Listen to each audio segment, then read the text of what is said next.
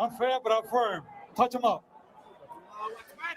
Barrera boxing, not just waiting in.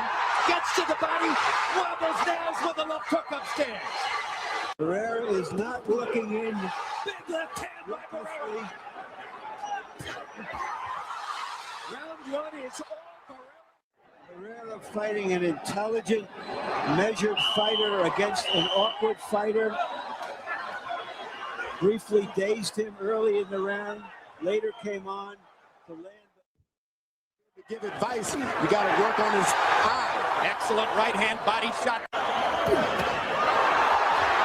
Oh. Shades of the Cesar Soto bout in Detroit. Coming into the ring. Hard left hand by Prince Naseem, countering Barrera inside. Naseem's power that Barrera is fighting the way he is.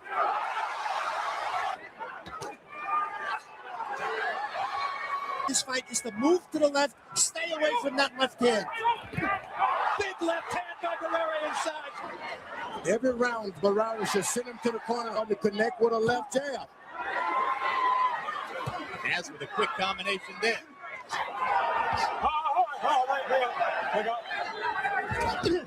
Big left hand by Prince Naseem. Lost your championship. Not only so, he made him tuck his head just a little bit by telling him it looks more like he's doing more damage to you, rather than saying, "There you are." But there it is. Let's go. A little by play on the clinch will tell you that Hamed has found out he's in with a true professional. Harold, how do you have it through 6? Okay, Jim, I got it going back and forth. 57, 3 rounds apiece. I'm not going to tell you Barrera opens up. That's what Barrera is doing. He's pacing himself. Barrera with a right to the belly. It's kind of like Barrera doing. Clowning with a clown. Big right hand to the body again by Barrera. He's thinking now. The Royal knows with some royal blood. Round 7. It appears, at least our eyes, that left hand partially blocked. Whoa. One landed solidly. And a right to the body by Prince Naseem. Dad, Naz stalking and trying to land that left foot. Best punch of the round right here. Barrera goes under a left. You see the Prince.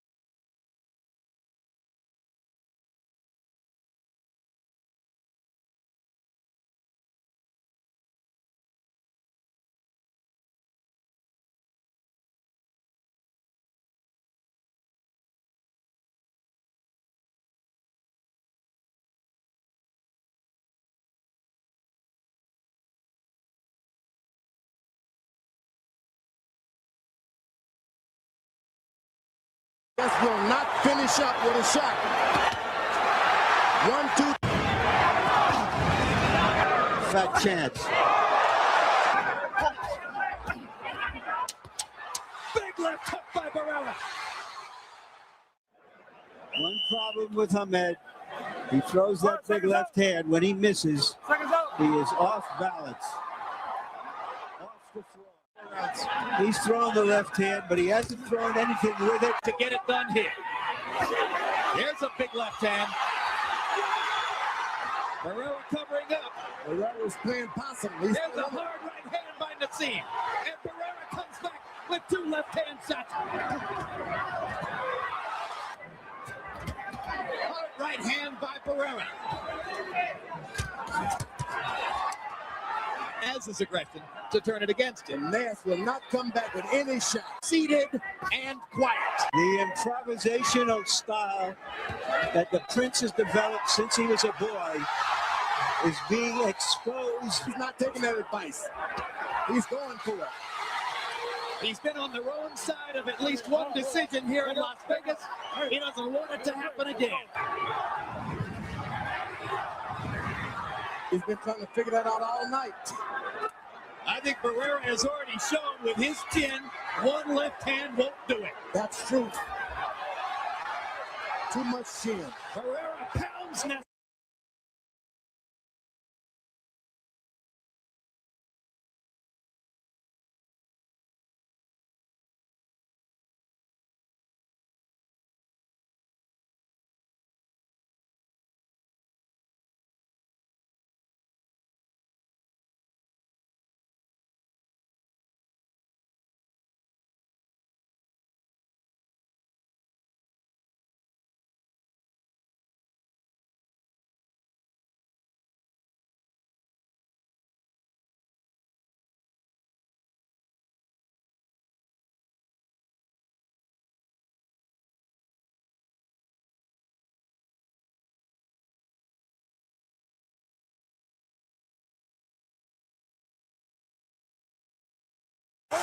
Into the ring post, risking disqualification.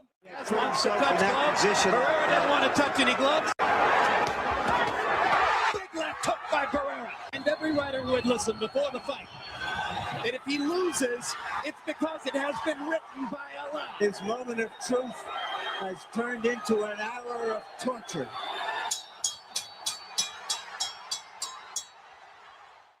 A point deduction against Barrera for this. I don't think you like him much yourself, Jim. I like him fine.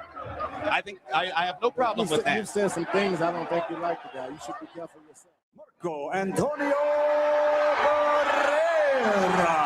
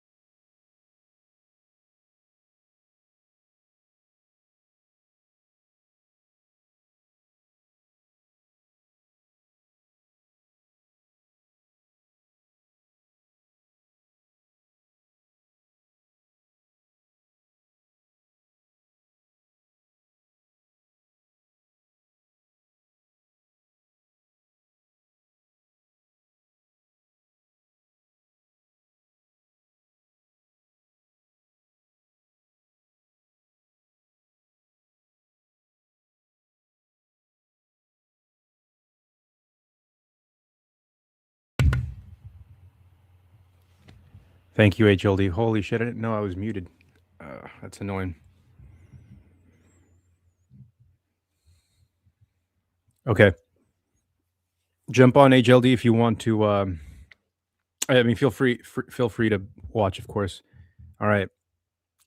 It's annoying. That's a learning lesson. Manny Pacquiao versus Marquez. Has anyone done a good edit?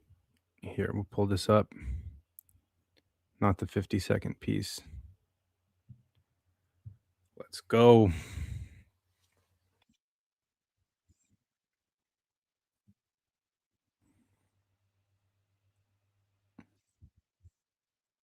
Clear in the ring. Final instructions. On both sides. Everything going up here be considered a clean punch. Now, gentlemen, we went over. Just want to pause that. This is like the most nerve-wracking thing in the world is this face-off right before the fight. You know you're about to get into it. Actually, I'm going to pull up a face-off. These Japanese fighters. The coaches were so intense. All right, let's get it. Rules in the dressing room. I want you to keep this fight clean at all times, protect yourself at all times, and what I say you must obey. Good luck. Touch them up. Buenas suerte. 10-point must-scoring system, no standing 8 count, no 3 knockdown rules. The fighter cannot be 39-year-old. Come on, let's go. I don't want to hear nothing about and Christina Poncher. Glad Ryan, that you can be with go. us. Our principals in there. Manny Pacquiao and 5-time world champ Juan Manuel Márquez in 3 different weight divisions. Here we go. Manny starts out fast, throwing the first shots of the fight. He said he'd stay fast, he'd get fast, and remain that way throughout the fight. And it looks like that's what he wants to do. You know, I've never understood Manny Pacquiao's style. It's so difficult for me to understand. The footwork is lightning speed, and he pumps that left hand out, catches a lot of right-handed fighters off guard. Angry Grouch, Filipino supporter. With Manny Pacquiao throughout this fight, speed-wise, then I think he's got a good shot at pulling this off. If not, it's gonna be a long night. Well, we'll see. Train, with a scientist and strength coach. December 8th, 2012. I was junior year in high school. I was sitting on the tile in my friend's living room, watching this fight, having no clue what was going on. No clue. 2012, yeah. Might have been a sophomore. 39 years old, HLD. Marquez is 39 years old, boy. And what knocks this steroid Filipino out? Steroid-filled Filipino fighter out was timing, drawing him in. So Marquez right now is on this sort of on his back foot a little bit, drawing Manny in. Manny does have a tendency to they were probably both on juice 100%. Yeah. Manny's tendency, mistakes that he does is that right there. He'll sort of lean over his knee too much, and he'll leap into these shots exactly like that. But he's so lightning fast, he can get away with it. And he's got a good chin, right? All the greatest fighters have good chins. HLD says, bro, I bet both would pop for testosterone just by watching the fight. Yeah, fuck yeah. Marquez also said he was going to be more aggressive, but he really hasn't been. Manny dictating the flow early. He's a natural counter puncher, and that's what he does best. So if Manny comes at him most of the night, that bodes well for Marquez, because his counter punching style will let him get off a little bit more as if he's the one that's pressing. You got to remember, too, he's 39 years old, bro. Let's go. Mexico, stand up. So both of them would be a little bit older than their chronological age in terms of their ring age. That's a Pacquiao. Hey, I'm going to do something fun. If anybody in the comments just wants to comment stop, I'll press stop in the video, and we're going to analyze. Manny's foot is always on the outside of Marquez's lead leg. It's just his positioning dominance. Manny Pacquiao's positions himself to land that straight left hand over and over again, and those southpaw combinations, right? Because as an orthodox fighter, you're expecting the combinations to come in the way of an orthodox, a slip, roll, and you've seen that 700 times. You fight a southpaw and everything's reversed. And even though you can spar southpaws to get condition, it's still very difficult to not put your head in the bucket where the southpaw can land that left hand. Manny started out the best of the two in the first round. Here we go with round number 2. Remember, as Jaime told you, Marquez is a counterpuncher, and that's what he does best.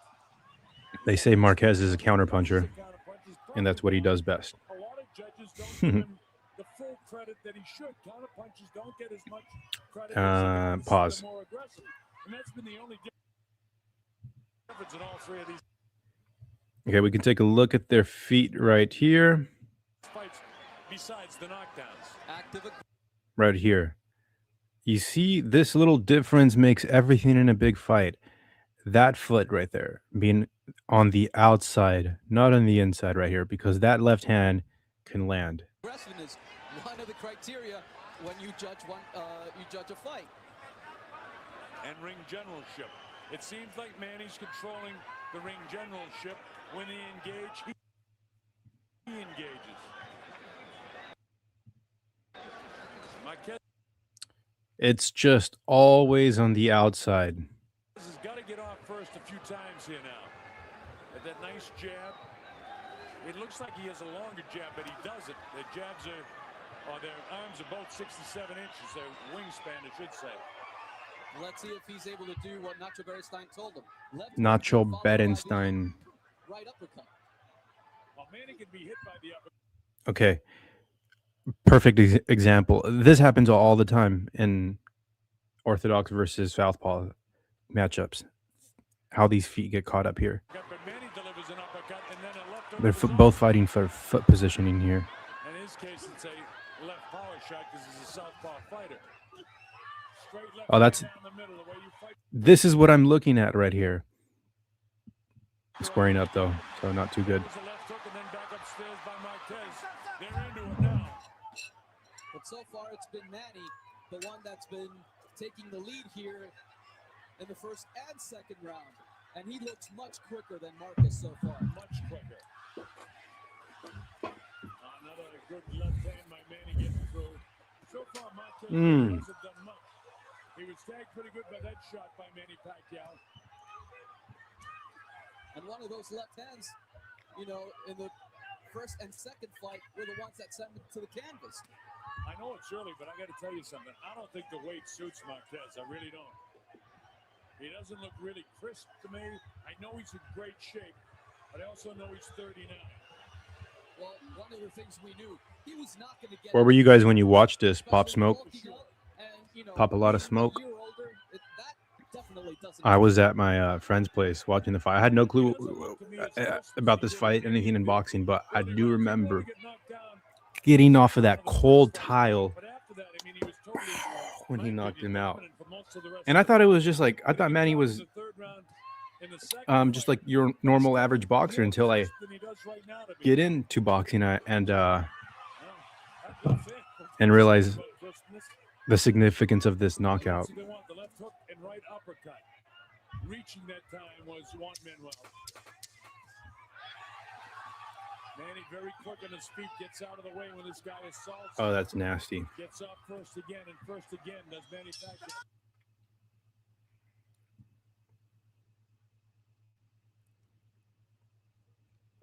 for that right hand. But you know, you've heard Freddie say in previous fights, you know, we trained for this, we did this, and then he went back to doing what he wants to do. Fighters, once the bell sounds, they kind of do what they want to do. And he's fighting the way he always does fight. Let's see if at any time does he trying to move a little bit to the right. There's Adelaide Bird right here. I mean, she's been fucking up scorecards since like 1995. A little bit better round for Marquez this time. But he's still waiting a little too long to get off. He is, Jaime. But the question to me is he waiting or can he get off? That's my question. And that's a very good question, Bob. Because if he... He drops Pacquiao for the first time in 4 fights. Manny was knocked down by an overhand right hand. There's the power of Juan Manuel Márquez for the first time. Manny Pacquiao hits the canvas in the trilogy of fights now into the 4th fight. So Pacquiao did get knocked down. That's what Marquez wanted. Are his legs back? Son, I had no idea he got dropped in the 3rd round. Fuck, I forgot. Could hurt Manny Pacquiao. He did it just with a straight right hand. It was powerful. And it wasn't as if Manny just fell down. He literally dropped. It was a big, big right hand by Marquez. But what he hasn't done in the last few fights is go after Manny. And he's not doing it now either. He's reverting back to the counterpuncher. Big left hook. He really needed to go after Manny when he hurt him, because he definitely hurt Manny. Manny's leg. Smoke says, had to watch the playback because they cheated Marquez so many times. I was like, going to screw him over again, but counter right hand down the pipe, and he finally got his W. Yeah, I had no. I forgot that he got knocked down in the 3rd round.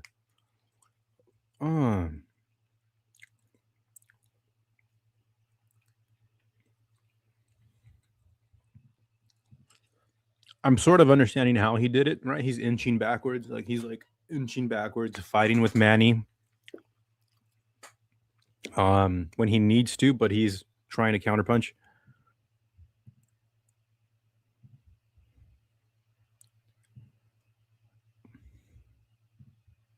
With a knockdown. And I think right now they've got to be worried in Manny's corner because they really didn't think that Marquez could hurt. This is the punch that southpaws usually catch orthodox fighters in, is that overhand left hook. But it's also the same thing that catches a lot of southpaws off guard, is that overhand right hook. Hurt Manny, and there's that over right looping hand that caught Manny straight, right on the right side of his face. Here it is again, right over Manny's left hand. And Manny seems stunned. And that's Marquez going forward.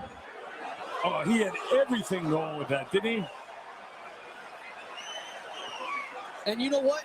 Not only does this give confidence to Marquez, but Manny hasn't been rocked like that as far as I can remember. I don't remember it ever. All right, we go to round 4. So much for what I thought that Marquez was lethargic. He might be a little bit slower, but he found a right spot for that right hand, which was the jaw of Manny Pacquiao. He took it and he did get it off. What's going on, CJ? I hope you're doing well. I've seen some messages in the Discord that you're feeling sick. Wishing you a healthy 2026. It's never good to enter the year sick. So take some emergency, get some rest, fluids. We need that energy on the Marco Boxing channel. I think you missed your award as Panelist of the Year, or at least you were nominated for that, CJ. But you know, you pointed out another thing, I mean, that after he knocked him down, he didn't assault him. He went back to counterpunching. And here they really, you know, this is scientific what they're doing right now. They're trying to figure each other out.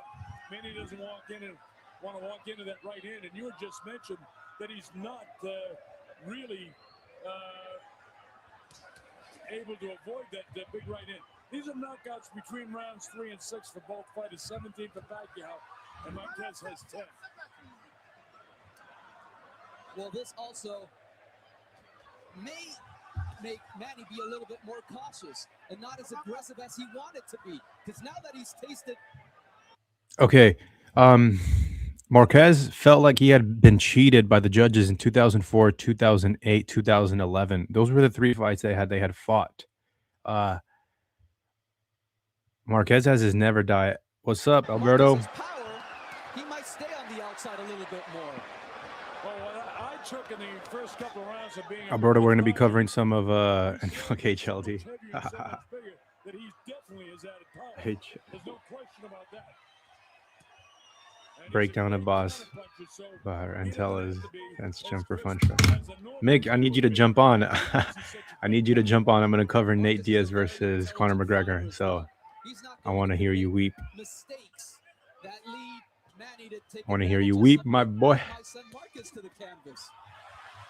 Nobody's winning this round, by the way. This is because I know Conor's your favorite. And no matter how this goes, unless somebody's definitive in the last 49, 48 seconds of this round. Well, I think that. Alberto, we're covering some of Mexicans' greatest accomplishments in combat sports. I'm not going to be able to pull up Anthony Joshua versus Ruiz because of the DAZN. Every time I pull up a DAZN fight, I'm getting copyright strikes. I'm not surprised, motherfuckers. Exactly, bro. Mexicans got this. We got a warrior attitude, bro. Got this never die attitude. Oh, Marquez hand glove touches the canvas. Let's watch this.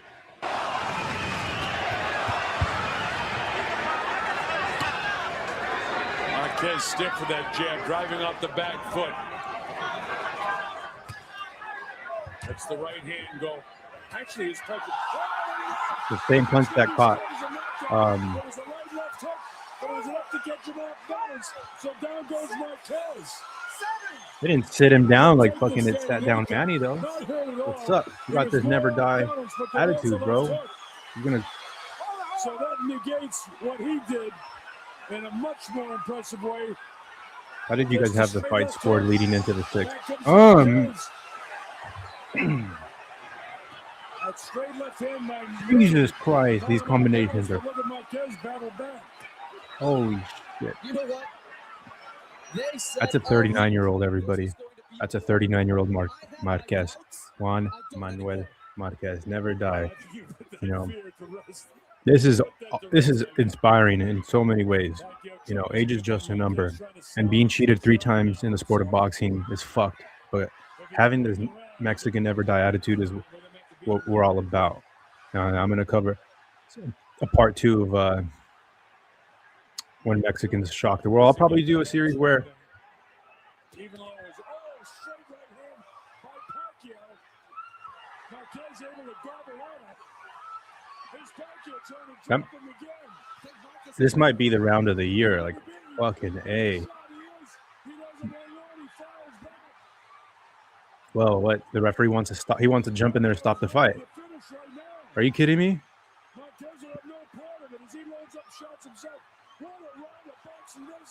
Look how fast Manny's moving compared to Marquez. Back and forth they go.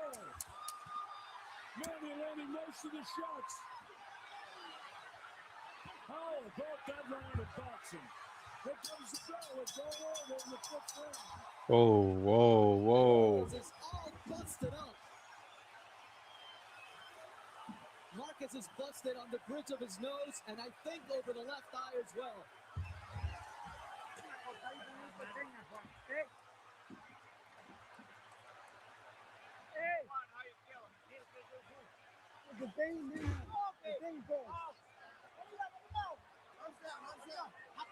And here's a replay. I mean, look at the dip in the bridge of the nose. It's broken.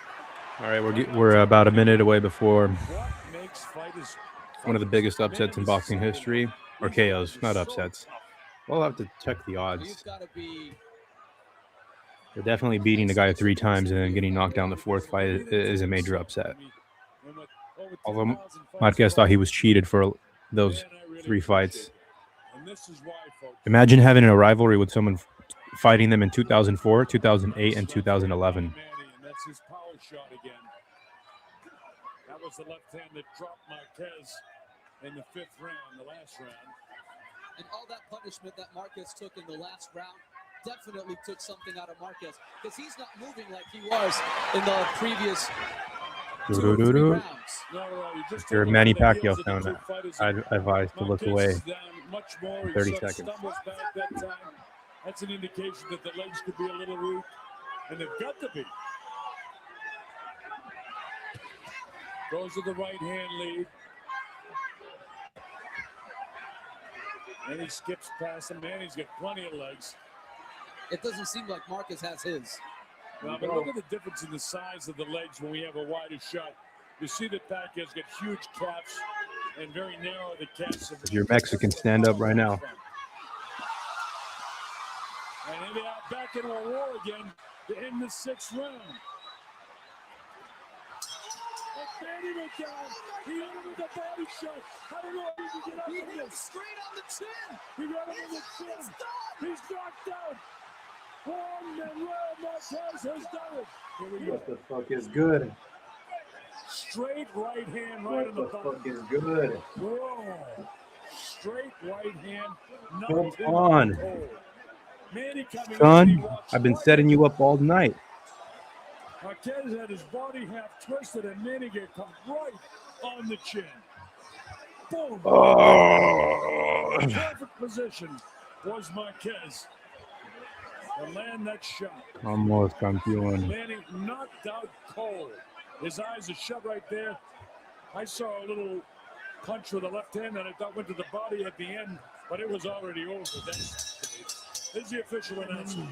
Ladies and gentlemen, from the MGM. That's what's up, Alberto. We got a tab. This is gonna be the Mexican boxing channel now. I can't write too hard because I respect the sport. So you know, if there's a shady Mexican, but the winner by knockout victory. We're gonna take HLD's advice here. We're gonna look at the Filipino community and their reaction. Well,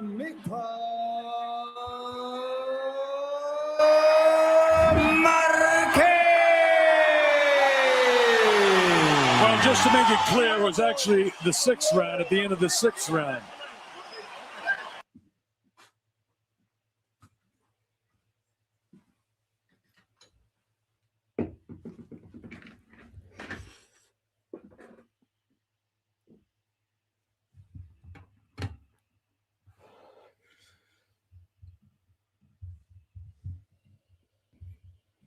I was watching the Gable Stevenson interview. He's gonna be fighting in MMA. Mick, are we gonna watch Conor McGregor versus Nate Diaz, or what? I've been waiting to pull that one up.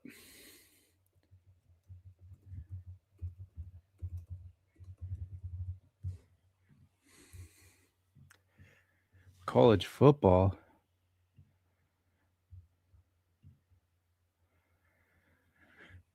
All right, everybody, got something special for you. If you can take a quick look at the screen.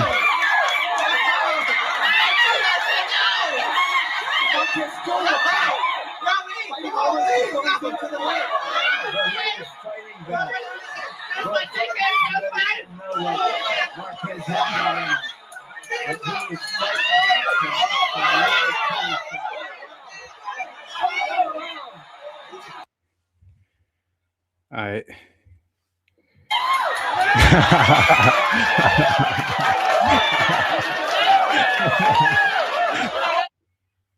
End of round 6. Let's go. Let's go. See those movements right there? That's what's causing Marquez the most trouble. Because when Pacquiao does that, Marquez doesn't really realize how close Pacquiao has got to him. Come on, son. Come on, son.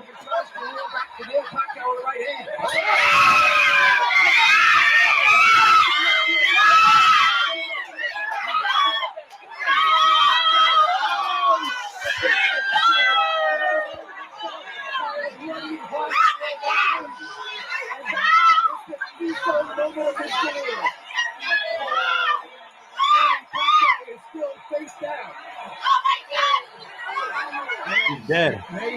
He's dead. Yeah. He's not moving. That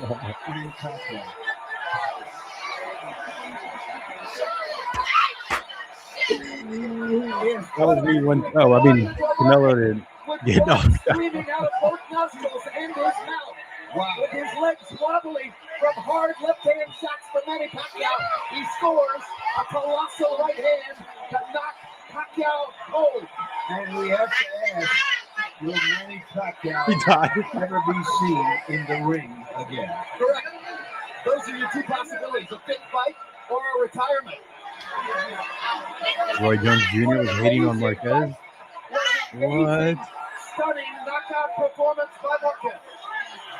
I had no idea. Why? Why is he biased?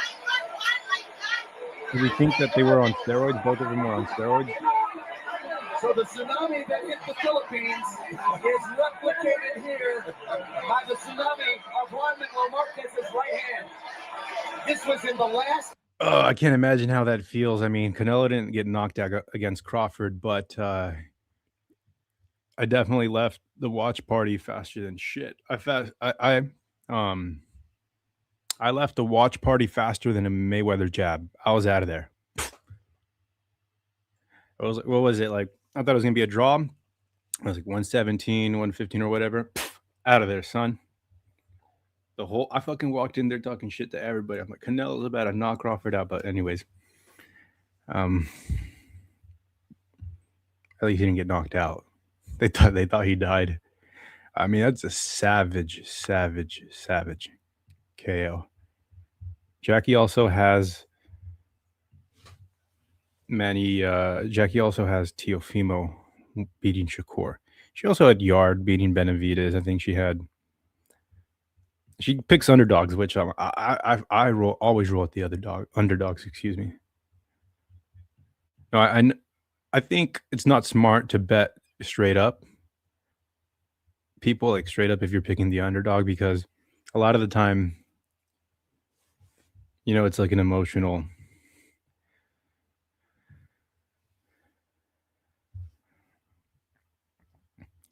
An emotional attachment to underdogs that we usually have is that if Manny Pacquiao defeats Chris Algieri, Chris Algieri's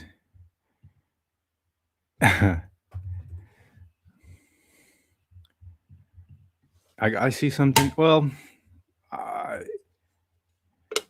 don't know if I.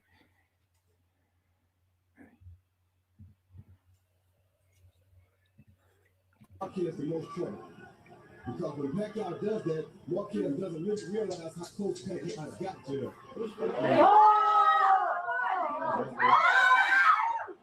Pacquiao's back in practice, man. Let's go.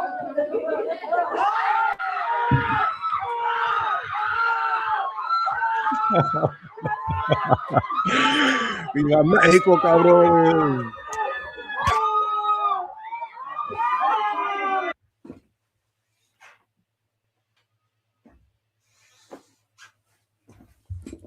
Come on, son.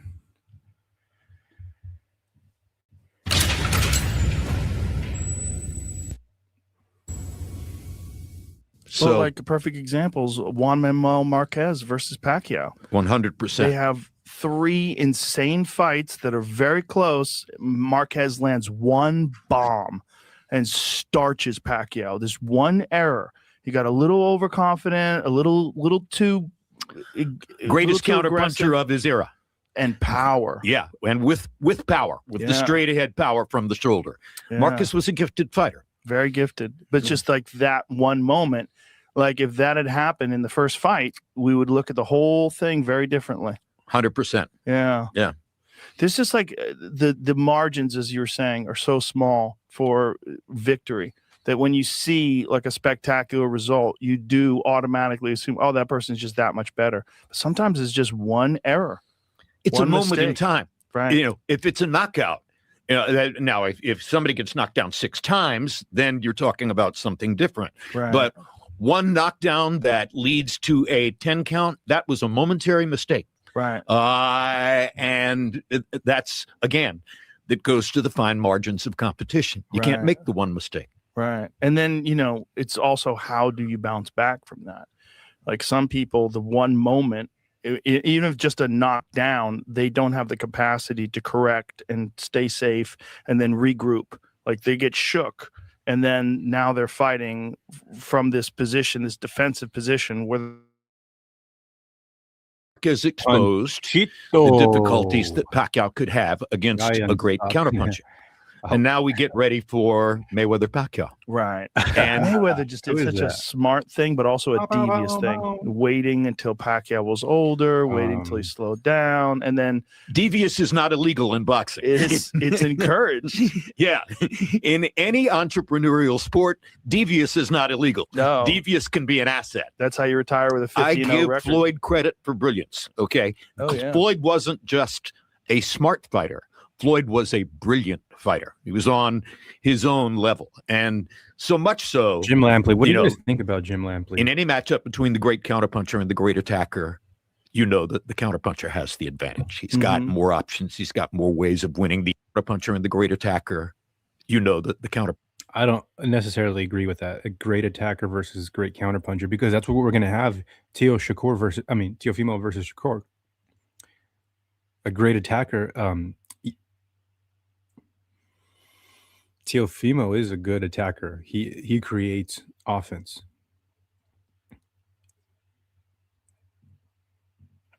Shakur is a great counterpuncher. I wouldn't even necessarily say counterpuncher. I would say just it's so difficult to hit him. He is statistically the hardest boxer, to hit. Fuck him up, Alberto. You gotta fuck stock chasers up.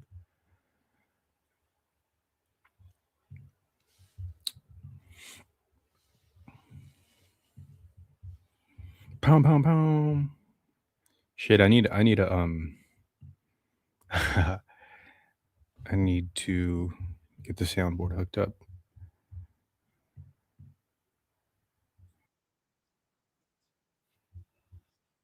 In the Hall of Fame, and now you share that title with him.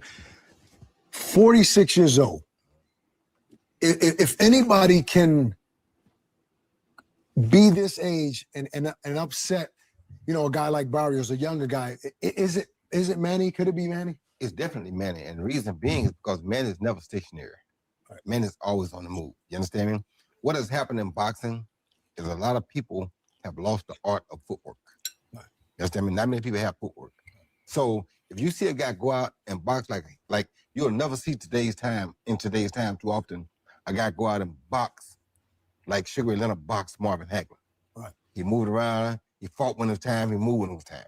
He understood how to use the whole ring to get a victory. Now guys don't do that. Pac-Man, you'll be talking shit to coaches. He's one of those guys who knows how to use the ring. On panels, and I so think he don't stand in just one place and fight. With that being said, if he's big and hold up for 12 rounds, he's the guy to do it. So I'm glad you said that because I understand William Skull. All right. Back to some Mexican greatness, motherfuckers. Meg, I'm gonna do it without you, brother. I know you. It's gonna be hard for you to rewatch McGregor versus Diaz, but I'm gonna pull up McGregor versus Mayweather next after Diaz. I'm not surprised, motherfuckers. No, I'm not watching the first one.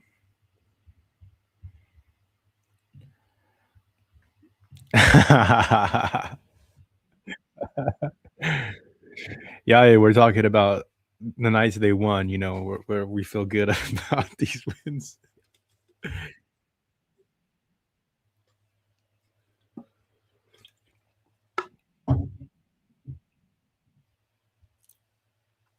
Virgil versus Lubin.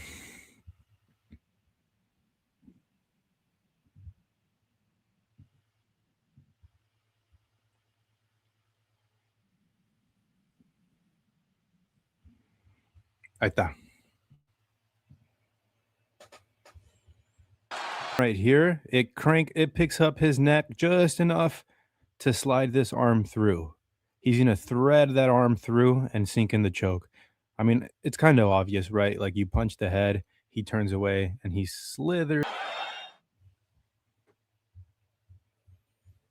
I can't believe this was going to be a fight. Chimaev versus Nate Diaz. What's up? Venom Kennels in the building. Pound, pound, pound.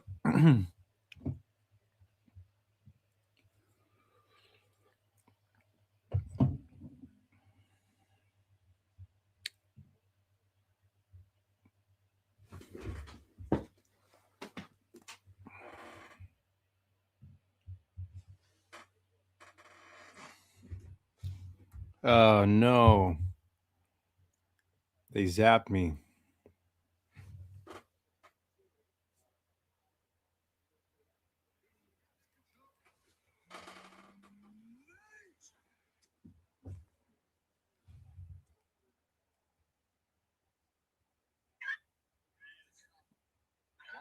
Damn, that sucks. It sucks.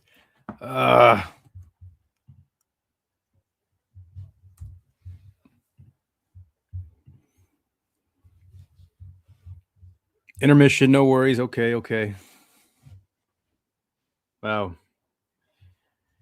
You really never know what you're going to get hit with. Try to talk through if you guys can hear me.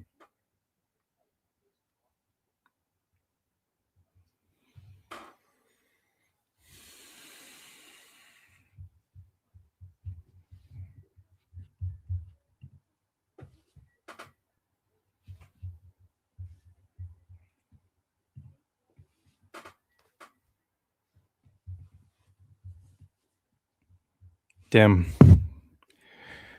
Okay. Damn. Oh, we're on. Let's go. All right, we're on. HLD, I need you to jump in and give us some energy here. I need you to be entertaining. If you can jump on, give me some of your takes on Mexican boxing. There's nothing racist about when we talk about Mexican greatness, you know?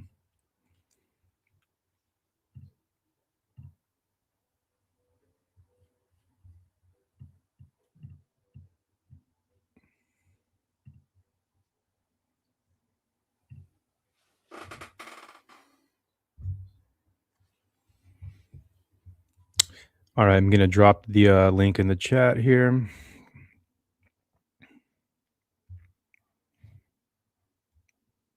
People.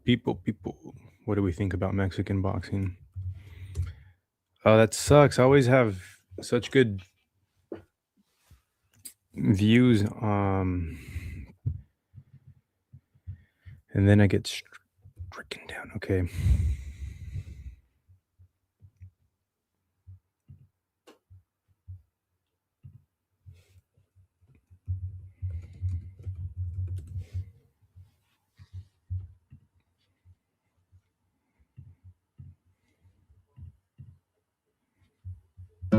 Hello Skiller Boxers. Today we're diving into a fan favourite style of boxing. Aggressive, relentless and thrilling. We'll take a close look at past and present boxers who best represent them. I didn't watch the entire fight of Pernell versus Chavez. And by the end, reveal the core element that drives their success. But I mean, you let me know. Oh, we're back on, son. Damn, there's 13 of us. Every boxer 13 fun truckers. If you guys want to hit the thumbs up, I appreciate it. I'm going to put a sticker over the number of people watching, though. I want to focus on just giving some good commentary. Sometimes you can stuck looking at the audience and not pay attention to what you want to talk about. So I put a sticky note on my computer screen. I'm glad you guys stuck through that copyright little has a unique style. I'm gonna roll with the punches here. From one fighter to we all know another. Mexican run boxing. Should I do a black dominance, Yayan? Significant role in shaping Yayan, my next boxing in live is various going to be countries. black We've dominance identified key in commonalities boxing. and How about that? inherent to Mexican And you can do it with me. This is Mexican style boxing at its highest level. So, if you want to know what those commonalities are and really understand their philosophy and techniques behind their style, this is the breakdown for you. But before we start the breakdown, we wanted to announce Mexican style collaboration works with in our the sponsor, pros, not Boxing necessarily in Time the Pro, amateurs. the premier training platform designed for coaches and future. However, it wasn't until the 20th century that boxing really began to flourish in Mexico. The distinction between boxing or amateur boxing. Pernell was a and prize fighting back is key. foot bish. During the 19th century, prize fighting, or professional boxing as we know it, was outlawed in the eastern regions of the United States. As a result, the sport migrated to the western and southern regions of the country, eventually reaching the US-Mexico border, where more and more professional bouts were held. Unlike other styles, Mexican boxing history is deeply rooted in professional fighting. While Mexico does have an amateur You hear that, Mick? Deeply rooted. boxing scene, You don't hear young nothing about Mexican no fighters Scottish quickly boxers. transitioned to the professional ranks. Trabajo de uno como manager es hacer que el chamaco trabaje para ser profesional. Yeah, and can we do a black excellence in boxing? Economic conditions and the Literally stood in the prize pocket with fighting in Chavez. Mexico have shaped a style that is tailored to the demands of the professional game, which differ greatly from the amateur circuit. Valdez, you know, he One lost of against Mexico's greats, Juan Shakur, Manuel Marquez, described trying to the throw the Mexican same boxer punches as over and over a again. Kind boxer of with a squared such style, a stupid game constant plan. pressure, aggressiveness, body blows, and a willingness to exchange blows. A similar description was given by other boxers and experts. Oh,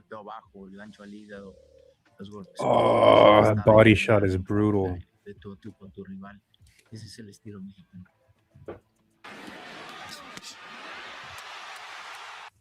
Let's do a show. Un boxeador que busca ir a la ofensiva, un boxeador que quiere pegar, y por eso es que en México realmente se tiene ese estilo tan Would you give me three of your to put on a show, Roy Jones, to inflict Mayweather, damage, and to be able to go the distance? All hallmarks Bernard of Hopkins? professional boxing have deeply influenced Mexican style. These fighters don't aim to outpoint their opponents, they aim to hurt them. Now, let's explore the key skills that define Mexican boxing. The high guard, a signature guard Let's go, of Mick. Mexican fighters. Most fight in a squared stance with a solid base, using a high guard.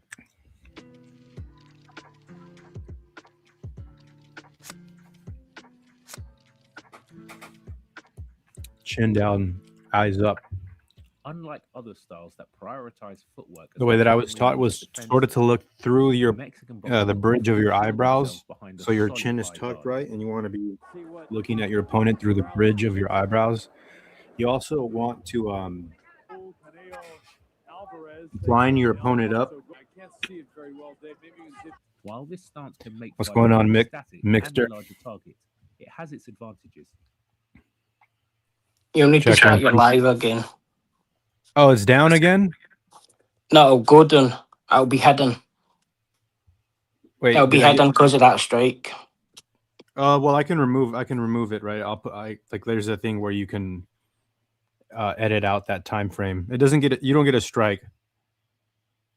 But I'll hide your live. It hides it. Yep. I done Like- it with Rapstar this morning.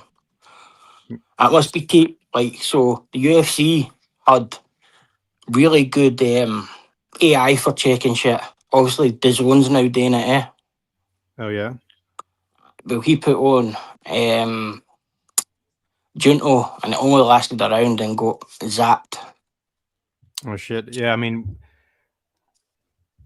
fuck. How do you know what sort of content you can and can't watch? You can watch the great Mexican king of Barrera. Nah, Should we pull him I up? wouldn't. Aye, you get him. You'll be able to watch him. He's pro box, but anything really DAZN or because they're still trying to sell. They're still trying to sell that Japanese pay-per-view Yeah. as a rewatch. So yeah, that sucks. I've seen other channels like cover a bunch of.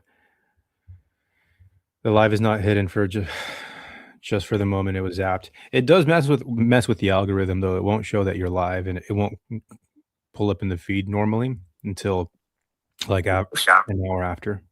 So the one I was on this morning, Yeah. then like it still ran for another 5-6 hours, and then when I went back to clip something, I couldn't. It just said this. They're the zone. I can't pull these up. Who? Abbas. Abbas Vesteles. Oh, okay. That's MVP. That's good. Are you sure? You'll be good. No, I want your technical breakdown here. He is the black Mexican. Abbas. He's the guy who's going to fight Xander, right? Yep. All right. Is it cool if I pull it up here in the second round? Yep. I start for there. Very sturdy, strong guy. Never been stopped. And Where's he from? 18th fight. Germany. Alemania. Black. What's a black guy doing in Germany? Oh shit. That guy had a motor on him. And Tez, I'm not going there. Okay. Is he from? This is okay? Yeah, it's a German flag, right? Yep. I mean, what part of Africa did his family come from? Is what I'm asking. Germany. Okay, got it. He's not a refugee. Nah, he's not. He's not an African. He don't like the weirdos in America. He doesn't call himself an African German. Okay. We didn't do that shit. Yeah, there's a basketball player for what's his name? Stroid. I think he's originally for Ghana or something, but he's born in Germany. Or something like that. There's a black German basketball point guard that's pretty good. Nah, he's terrible. He gets traded all the time. Dennis Schrodinger or something. Man, look at this. Look at him beating the shit out of Telly's here. This is what Xander's getting, by the way. Okay. Huh. He does kind of fight very aggressively. I see what you're saying. Oh, he'll not take a step back. Japanese boxing number 2. Hey, so what's up with Martin McCauley? Why is he in Scotland? He's a kind of a strange story because his brother has always stayed in Congo, but his brother's been world champion. Yeah. Alimbu Makubu. He's been a world champion a few times actually. Cruiserweight, but Bacoli ended up in Scotland for training. Billy Nelson's his trainer. Yeah, the Japanese fighters are kind of. They had a good year in 2025, but that's all right. In order for you to have a good year, you got to have some belts to win. So Mexico is going to have a good 2026. You know, we're being optimistic. Man, I'm looking forward to Verde coming through. See the amateur Mexican. Can you tell me about Tellez? Is he a good opponent? Well, Tellez is elite amateur.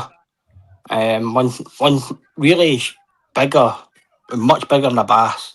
He was a heavy favourite here, Tellez, to win this fight. But he had 10 fights, 10 wins. I think his best one was a Campo. But he's for the thing about Xander. Can I watch Top Rank? I can watch Top Rank without being copy. Yep. Freaking right. So Xander is just super high level, man. He's picture perfect. When you look at technique, he's right up there with the elite of them. Good to remember though. Tellez is coming from Cuba, so he's the elite coming out of there. No, I get you, but this style is much different, though, right? Abbas is like come forward, aggressive, high guard. He's gonna he's kind of letting you punch. Like Xander's not even gonna do that. He won't put that high guard up in front of you. Oh no! Do you understand what I'm saying? Yeah. Abbas is also rather slip. So Abbas is also a high level amateur as well, but that come forward style doesn't really suit the amateurs. Yeah, absolutely. You want to be aggressive in the amateurs. You only three 3-minute rounds, so.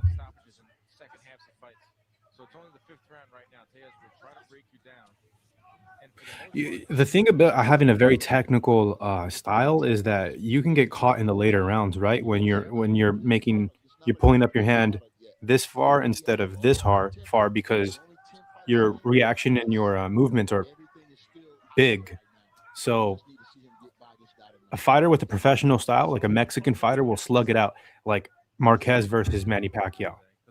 That never die attitude.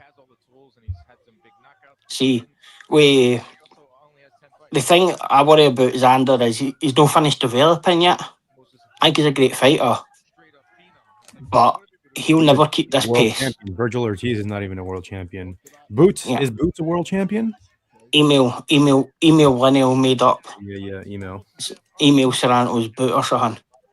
But so I don't think Xander's got the gas tank to keep going 12 rounds like this. Abbas will throw 900 punches in this fight. Close to 900. I'm gonna check what are the betting odds for this? Abbas is plus 250. Okay. I mean that's a heavy underdog. So it was plus 450 against Tellez here.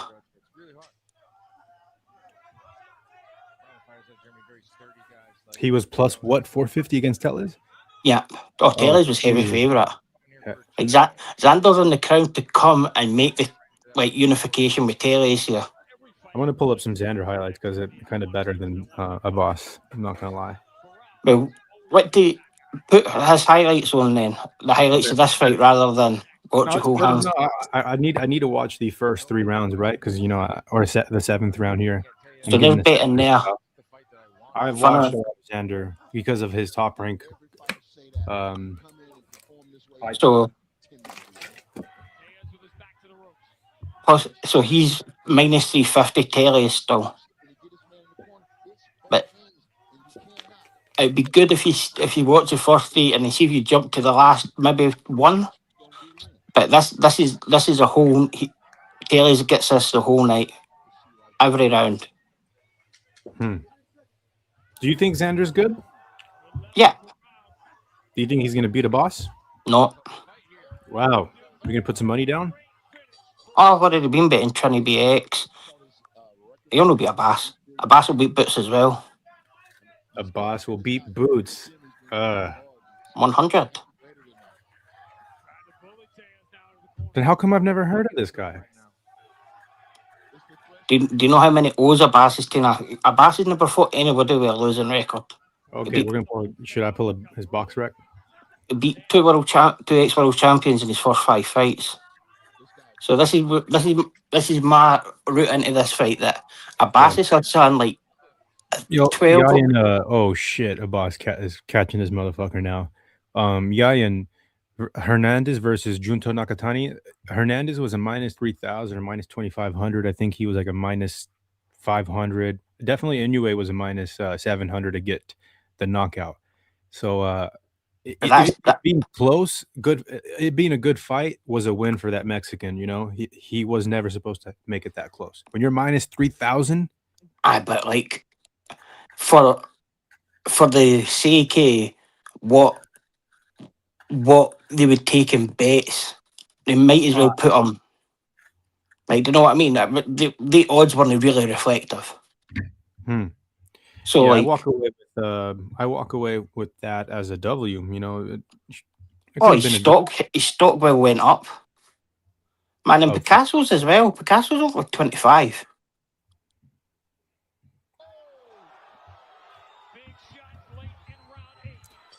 Hey, I see what you're saying, Mick. He's got a black Mexican style, 100%. That's very aggressive, and it's a professional style.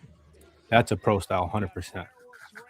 Oh, he cuts off the ring, comes forward, high guard, punches, honestly counters. If you're watching the screen right now, if you can bob and weave in that pocket against a skillful fighter, you have a chance to land a knockout hook or uppy. You know, but Xander's quick, bro. See, Xander's lightning. How many 12-round fights has Xander had? You tell me. 2, 3, You tell me. 2 or 3. I think Abbas has had 14. Abbas went into 12 rounders in his second fight as a pro.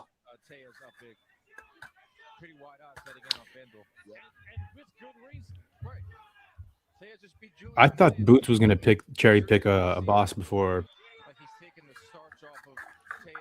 See, soon as soon as he was elevated, I says to Koki, "This is Abbas will fight Xander. Abbas will fight them all anywhere. He doesn't care. He's a real boogeyman, no background."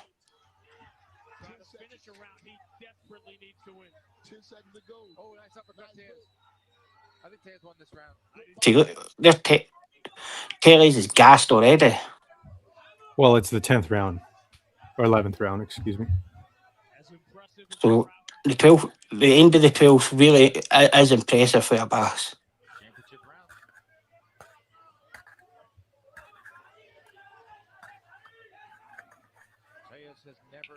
Is this his most recent fight, Mick? That was his last fight. This is the fight for the belt. This is the fight for the belt. Let's go, Boricua. So like Abbas is into favourite now in the 11, according to the live odds. All right, just in time. I'm gonna pull up the Xander highlights. Go ahead and pull up the 12. Should I wait for the 12th? You said. Oh yeah, play the 12. Play 12. 12's a great round. This was a good fight for Abbas. I mean, I was watching it. Who was I watching this fight? Maybe I was watching it with Mill City. And 12's a great round. It was a great fight. I didn't know too much about either one of these fucking dudes. They're touting Terry's to fight Xander next. Really.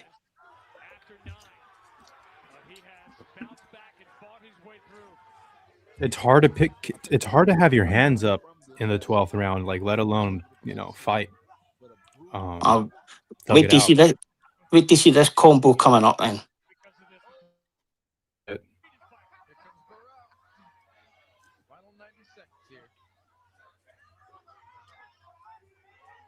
Okay, look how easy he's cutting off the ring there. Wow, thanks, dude. That's a good example of cutting off the ring there. Who else cuts off the ring well? Virgil Ortiz. Virgil. I was watching Julio Cesar Chavez cut off the ring.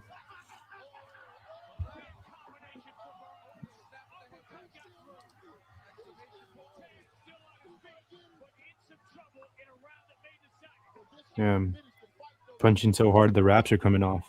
This was where he at the point of the life where he won the silver. We're like, yeah, you could see one guy wants it more than the other.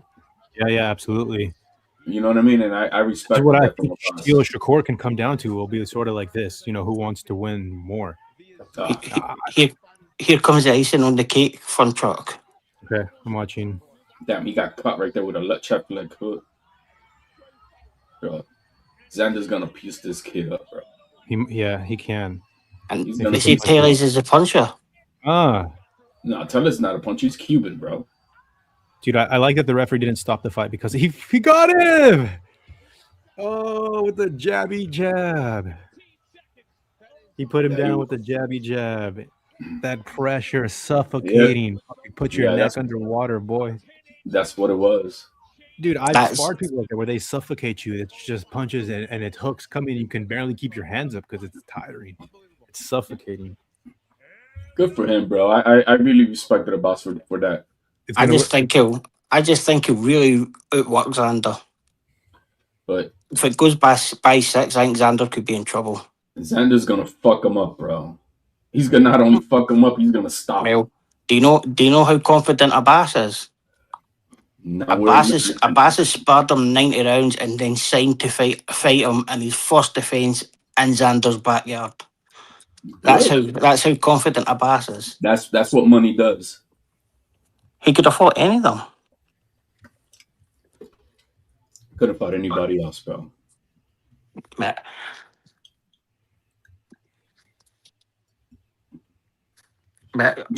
thing I will say about the two of them. You should put it. You should. I thought you were gonna play the. Oh, this is the last fight, right? So one thing I would say, they were quite respectful when they talked about the jab. Dude, that jab's gonna be a problem, son. Bro, look at Xander's how fluidity is, bro. Mick, when someone has that high guard and they just kind of shell up in front of you like that, and you have speed like Xander, you can jab, and that first jab is to set up the hook, is to set up the right hand. Man, you seen what happened in Nakatani? What happened? Oh yeah, I mean yeah, exactly. I'm with you, Mick. I love a pro style, bro. That's why I love Mexican fighting. You know, it's like that never die attitude, and I differentiate that between the amateurs. Like the amateurs, Xander was a decorated amateur boxer. Abbas is a bronze medalist at the World Championship. He only lost to Ronnie Iglesias in a split decision. You know, I think that on the inside, in the exchanges where Tellez was throwing and catching, I think Xander might be a little bit too much for Abbas. Just look how he just plays with this guy, bro. He's missing all night. He's catching the body shots with the elbows, is what I'm saying. Boom, boom. Look at miss. Toma. With hooks, though, you know what I'm saying? That's when that suffocating pressure. But look at Toma, bro. Abbas isn't chasing him about like that. Yeah, and look at all them misses, bro. Whoop whoop, and then he makes them pay. But then he makes them pay. Great. Look at that. Great. Once he gets past 5 or 6, he's gonna be in trouble. Boom. It may be trouble after round 5 or 6. I agree, Mick. Because that wastes a lot of energy. Like, he's slick as shit. He doesn't want to get touched. Some fighters will, like James Toney, that bitch, you know, let those punches roll off of you. Xander doesn't want to let you touch him at all. But the thing is, look, he's toe-to-toe on his ass. The advantage Xander's going to have is that... Tell me who's a better opponent, Tellez or Garcia? Tellez. Look at that. Like, for me, Xander will weigh much more than Abbas on the night. Abbas doesn't cut much weight. But yeah, Xander does look big. Oh, it may be it may be a hard cut for Xander though. But, You think so? like they're talking about him going to have to move to 160 quite soon. So Yeah, 2026. This will be his last year. I'm talking like if we're still last year, bro. This is gonna be Xander's last year. Okay, now I want to point something out. This is what I am a little afraid of, right? This is right here. That right there.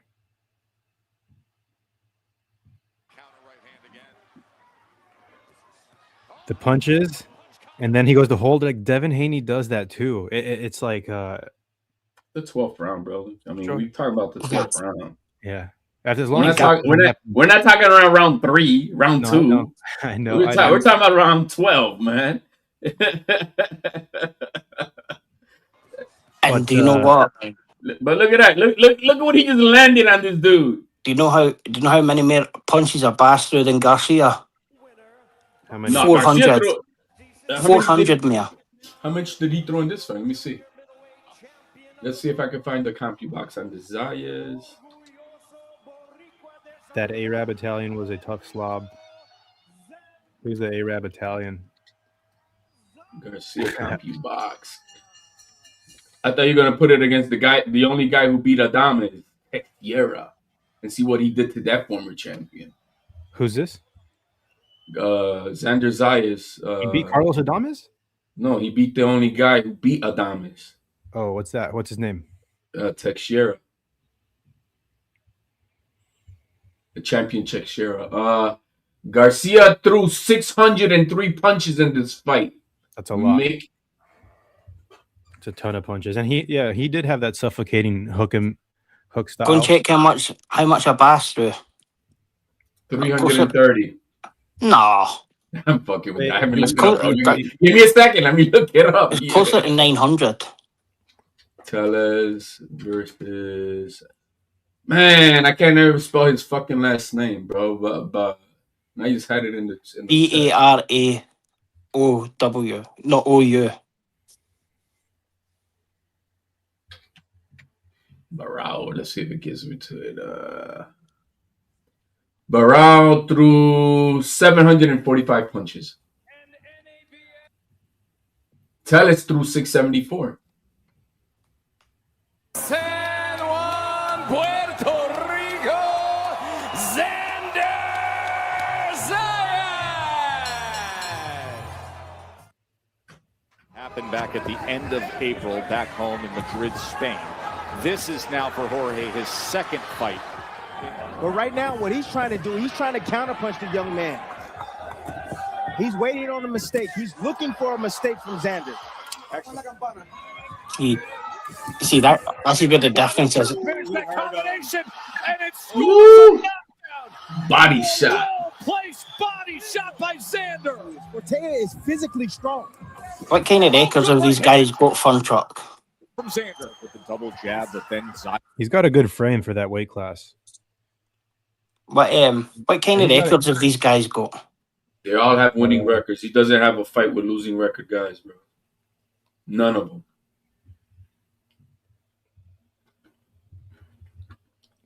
None of them. I'm sure a Bass fought. The first one was about 4-0, and everybody else had about 30 fights. Abbas is fighting bums from over he's there, not. bro. Right, scroll down. Let's get a look. Look at this. 33, 22, 34. All winning records, bro. And solid winning records. 2-star. Keep going down. Fun Truck. He wants to go to where he's like 16 years old. Nah. I just want to see how many 12-rounders he's had. What I like about Xander is he's active. He's been a boxer that's been in front of me, like being promoted. He's in front of my face in my media that I consume. You know, he's constantly fighting. He's fighting minimum. Now that he's out, he's going to be fighting minimum 2 times a year. Minimum. All right, so look at this. 22, 23, 1, 2, 3 fights in 23. 2 fights in 24. 2 fights in 25. And he's fighting in January of the 31st, right? He might fight three times this year, man. That's what's up, man. But see if you keep going up for truck. How many total rounds has he fought?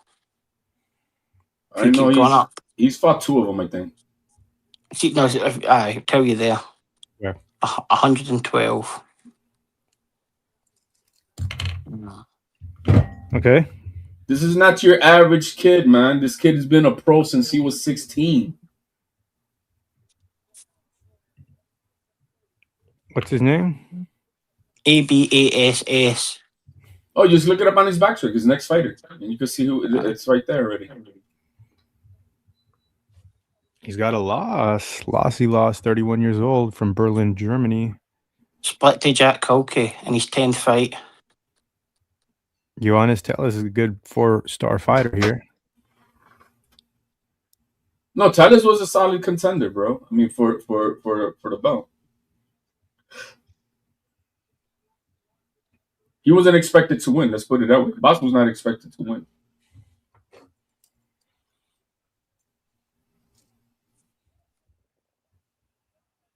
Coliseo? Yeah, el Coliseo de San Juan, Puerto Rico. Are you going? No, bro. I'll be in New York. In New York City. Man. If I had a private jet, maybe. I wouldn't be able to make it anyway, even with a private jet. Because it's the same time. So, 31 versus 23-year-old. 9 KOs. 17-1, 9 KOs. Yeah. The level of competition he started out, it's completely... Every fight's a 12-rounder after his second, I think.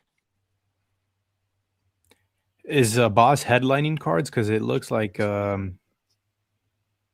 He does, but as an opposition. So I'm sure Egerton was.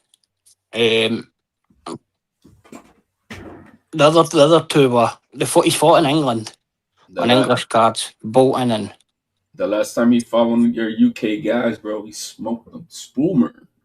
Oh, he did, aye. Bro, he whooped his ass. As simple as that. No, look, I agree, Mo. And, like, the funny thing is, like, they talk about, nobody knows a Bass. Nobody knows him. Like, a Bass fought him in his 10th fight. Do you know who Background won his title against? The same guy a Bass fought in his 10th No, fight.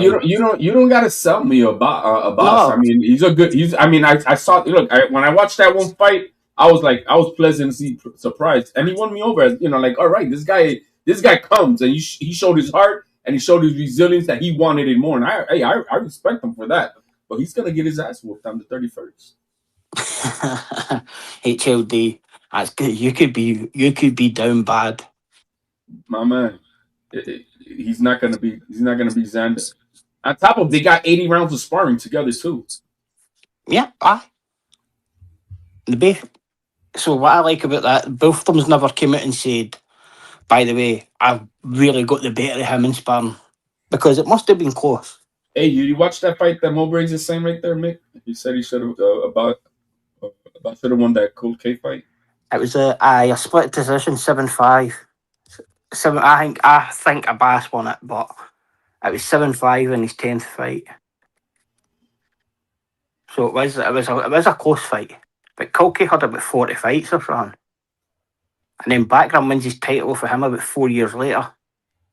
Well, vacant. But I see Xander winning this title on the 31st, and I wouldn't be surprised if he just moves right up. Oh, I wouldn't be surprised either. I wouldn't be surprised because Fundora already ducked him. He vacated the belt that he has. Ortiz didn't want to fight him. And I haven't heard Boots or Eddie Hearn mention Xander's name, not even in the win. So Boots and Virgil will unify the interim belts. That's what I'm like, seriously. So I could see Xander moving up and go collect some belts up there, man. He does come in now. Fight night. The last time I remember, I think he came in at 183. See, Abbas isn't going to come anywhere near that. He'll come in about 170, one around there, 175. But then Zayas is right on top of him again. And now he comes into that pocket and he digs with the left hand to the body. HLD, the way that I like to approach fights as a boxing coach is like, you know, I think like an engineer. I think what can go wrong? How can my fighters weak points be exploited against this opponent? Gas tank. That's about the only thing I can see. But the thing is, his gas tank is not really I'm not even to it because my guy's been fighting the whole damn fight and he still was fighting in that 12th round. It's like he wasn't gassed out running that he couldn't throw punches. But I think because you don't see him doing that throughout the entire fight, when you do see it, it looks like it's very glaring. But he's not a Devin Haney. Oh, the clinching? Yeah, he's not a Devin Haney. I think he could. I think he's honestly not he Devin Haney, I could think just really wear him down. To his pro success, number one thing he said, footwork. Keep caution. Yo, keep caution in the building. Thanks for dropping a comment. After Bakram TKO's Josh, Zayas unification. You know what? I could see that. I could see that Bakram fight. The only way you're getting a background unification is if it goes to purse bids. If it what? If it goes to purse bids. Because Backram's promoter doesn't even bid on his shit. Doesn't accept any fucking offers. Nothing. Kathy Duber's not interested in shit. No, they just want to get paid. They want to get $2 million. I know that's what they were searching for before. They want $2 million. And they might command that versus, you know, so it's gonna be a business thing. Man, they only got $600K for Tim Zoo. And that was for both of them. Yeah, you see, so yeah, but he wasn't the champion then. Nah, Backram was a champion. Not when he fought Zoo. What about his age, HLD? So they're both coming up to very big fights in their career. Xander's 23 and the boss is 31. So you look at the records on BoxRec, they don't have a lot of opponents with a lot high ranking stars on BoxRec. So it's like it's a match made that's fit for Xander, right? Like a worthy opponent, a champion. But I think Xander can beat him. I think Xander should beat him by what I'm looking at. I think he's more technical, and if a boss punches on the inside, Xander will get the better of the exchanges and maybe knock him out. But Xander has that jab, and that's what I'm like leaning on. He's going to set everything off of that jab. I've seen him use that jab in other fights. It's all night. It's an amateur jab, bro. It's in your face all night. I'm not sure if the BoxRec stars change because, like, one of Abbas's first wins is Carlos Molina, and he certainly isn't a 1-star. He certainly wasn't a 1-star 2018 or something, yeah. Do you know what I mean? Bro, he is such a technician at such a young age, bro. I love it, bro. I think it probably is. I love it. Look at that. This is pure boxing, bro. Right here. In, out, footwork. Oh shit, bro. No, he's really good, Mick. Oh, he's really good. I've never doubted that. This is the question here. Look at the guy's face, bro. Abbas isn't going to check his chin. Abbas won't check his chin. Abbas is going to check his heart, his soul, his gas tank. Oh, stop it. You think he this does not tell us, bro. Is good using his jab, using his length. Hell, he's a better amateur than Xander was. Explosive, and he also likes to let his hands go, throw combinations. He definitely has a baby face working off the jab, field in the corner, straight right hand for Zayas. Overhand right. Yeah, right here, he was like maybe 19 years old right here, man. everything I'm seeing, using his jab, coming up and down. How many 19-year-olds did we ever see today, right now, that are fighting like this guy? He's the same age as Abdullah Mason, and Mason don't fight nowhere near the skill level. Well, Devin Haney did do it right, real young, and so did Teofimo Lopez. Those are two fighters that, like, yeah, but those guys are those are the next generation fighters. I'm talking about like his generation. No, I know. Yeah. Do you know who? Do you know who Kelly's beat before he fought Barrera? But you see that position right It beat Gonzalez that fought Lara for the title there, and then he also beat Julian Williams in the fight before. You know who I haven't seen since Garcia whooped him? Conwell, man. I mean, everybody was, bro, on these panels, bro. They all had Conwell like he was the boogeyman. He's gonna beat and smoke Xander, and since he got his ass whooped, you can't avoid anybody, bro. Ortiz ducked him, Fondora ducked him, and Boots ain't mentioning his name. So even for Teles in his third fight, he went in against the Spanish guy. It was 34-2. I think he's just a little bit better technically, Mo. I want you to Mick, look at the screen right now. He's gonna throw some boxing combinations, and he's gonna stay in the pocket and block with his hands up. With the left hook of Xander, which is his best punch. 4-punch combination from Zayas. Oh, and he scores the knockdown there. That should be a technical knockdown. The ropes absolutely held Salazar up, and yet Harvey Dock did not rule it a knockdown. No, the guys at Teles has fought are miles ahead of what Xander fought. Miles. Stop it. Like right here specifically. Stay in the pocket, hands up, blocking, body shot, block. Like Teles fought Garcia in his third fight. Garcia's only lost to Fondora and another world champion. His head don't stay on the line, and he's always head up, aware of what's going on with the fight. Like you know what I mean? He's not scared of the punch coming because he's so looking into what's going on with his opponent. Straight right. What Teofimo Lopez does on this Heisman night. We will have Jared Anderson, the primed undefeated heavyweight, coming up, and then it's Zaya's resume is very mid. total punches, and he was very expressive saying Maybe mid, but the passes the eye test for sure. I mean, he's really good. These guys are no punks. I mean, they're nothing compared to what Teles has fought. Go and actually pick on Teles' resume. I didn't realise he'd fought that good fighter.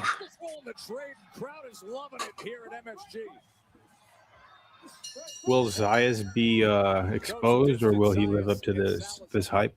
He's got a lot of hype behind him. I mean, I don't think he's got hype. I don't think he's. I don't think he got any hype. I don't think. I agree with you. Obviously, I mean, look this up. I agree with you there. Hold on. If Mo, you're saying at 23 years old, his resume is mid? No, what was Virgil Ortiz doing at that age? Mad. What was Boots? What was Read Boots it properly, doing at that HLD. age? Yo, let me talk, bro. What was Virgil Ortiz doing at 23 years old and 22 years old? What was Boots Ennis doing at the same age? They didn't do shit. God, HLD. They didn't do shit at 22 and 23 years old. Don't actually read what it means. The guy before says, then why did Fondora duck him, bro?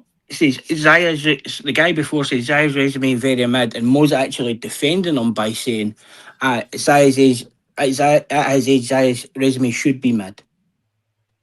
So it wasn't like he was kind of defending Zaya's. So why are you shouting doing it like about Virgil Ortiz?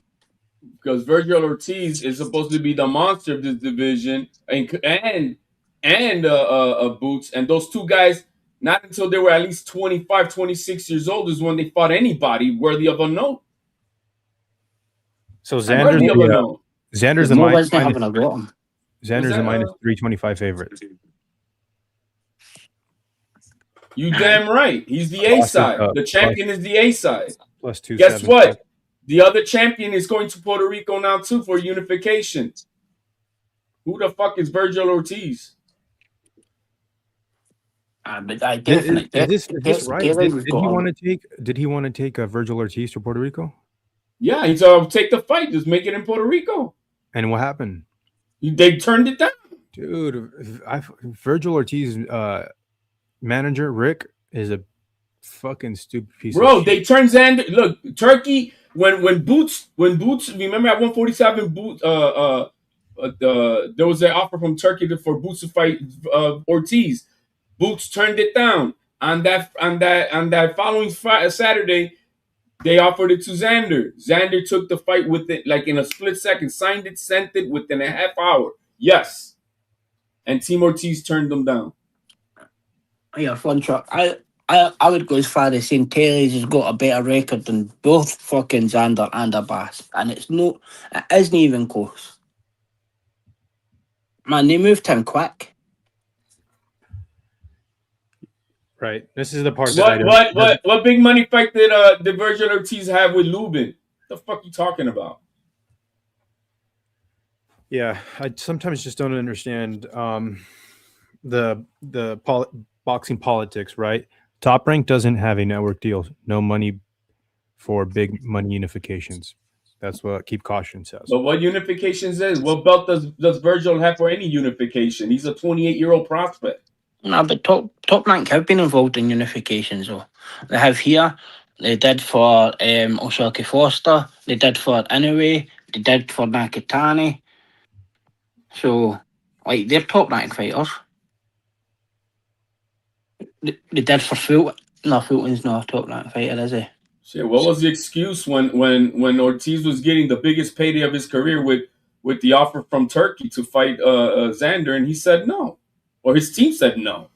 He hides behind his management that says no.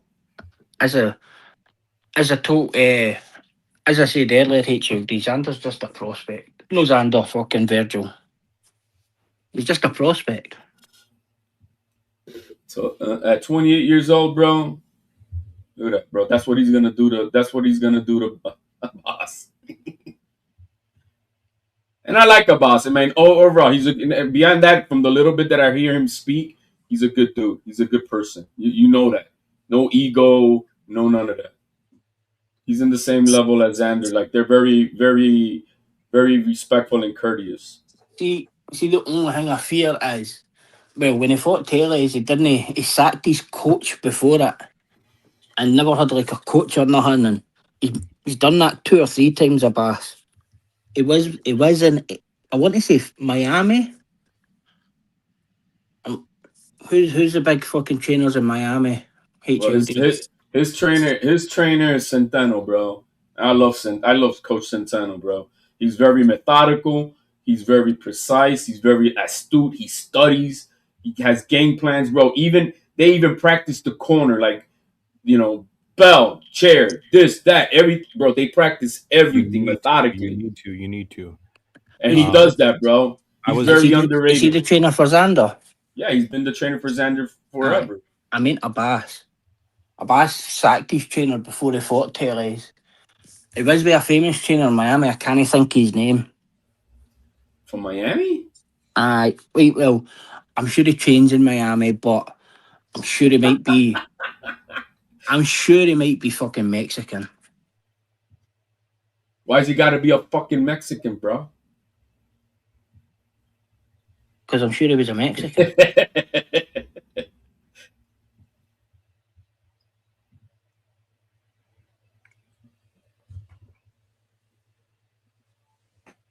Oh, this is Bernard. This is the posterized knockout.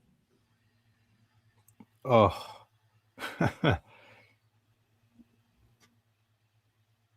I don't think it's ugly, but it's, bro. I think the worst one was against Magdaleno, bro. Triple hook. Yeah, bro, that was ugly, bro. Mm. It was. Oh yeah, that was personal because they were going at each other, talking. Why keep your hand down? He must have been really rocked. Oh, he was rocked right here. Jorge Rubio was Abbas's coach at his Tio became popular after this, right? After knocking him out and doing that backflip, because they said that and then this part. Yeah, but there was a lot of trash talking, bro, in that fight. A lot of. Okay, Mick. What's up? when I see this, I'm like imagining Shakur in the same body frame in the southpaw position. Like he's this tall. I'm imagining. Yeah.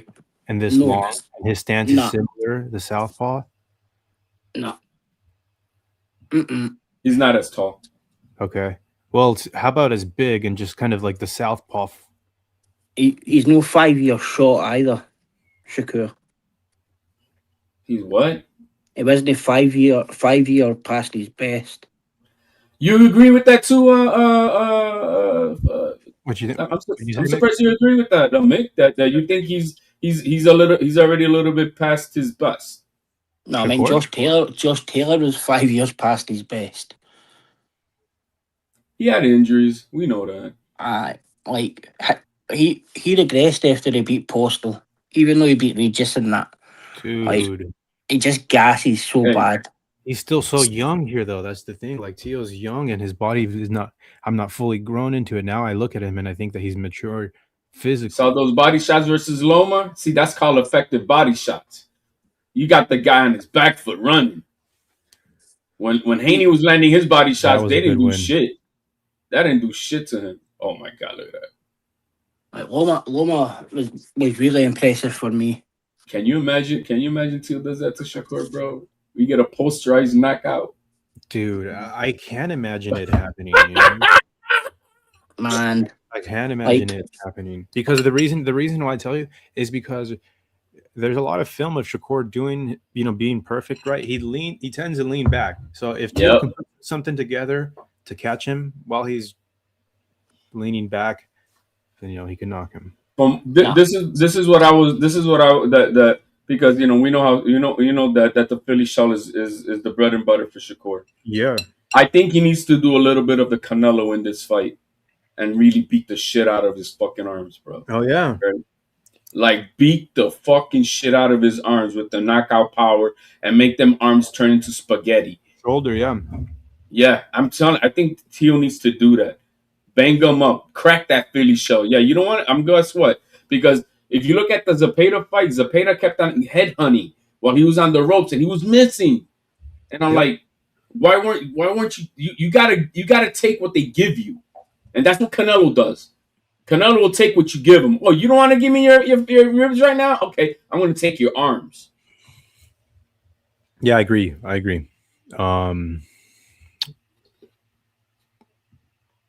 I like this exchange. I know Shakur sparred fighters for the UK, and everybody of them said the same thing. You just can't hit him. It just makes you miss. He seems he's there. That's aggressive technique right there. That's creating your own offense. Man, it's devastating. See if you're swinging like that against Shakur, he's just he'll end you if you do that. Yeah. That's just wild swinging there. He won't swing like that though. He didn't swing like that against Taylor, right? Taylor poor man. Okay. Well, Taylor was huge for Teo, bro. Dude, look at this. That's what I remember. I was mad. I was mad that Josh Taylor was a favorite for that fight.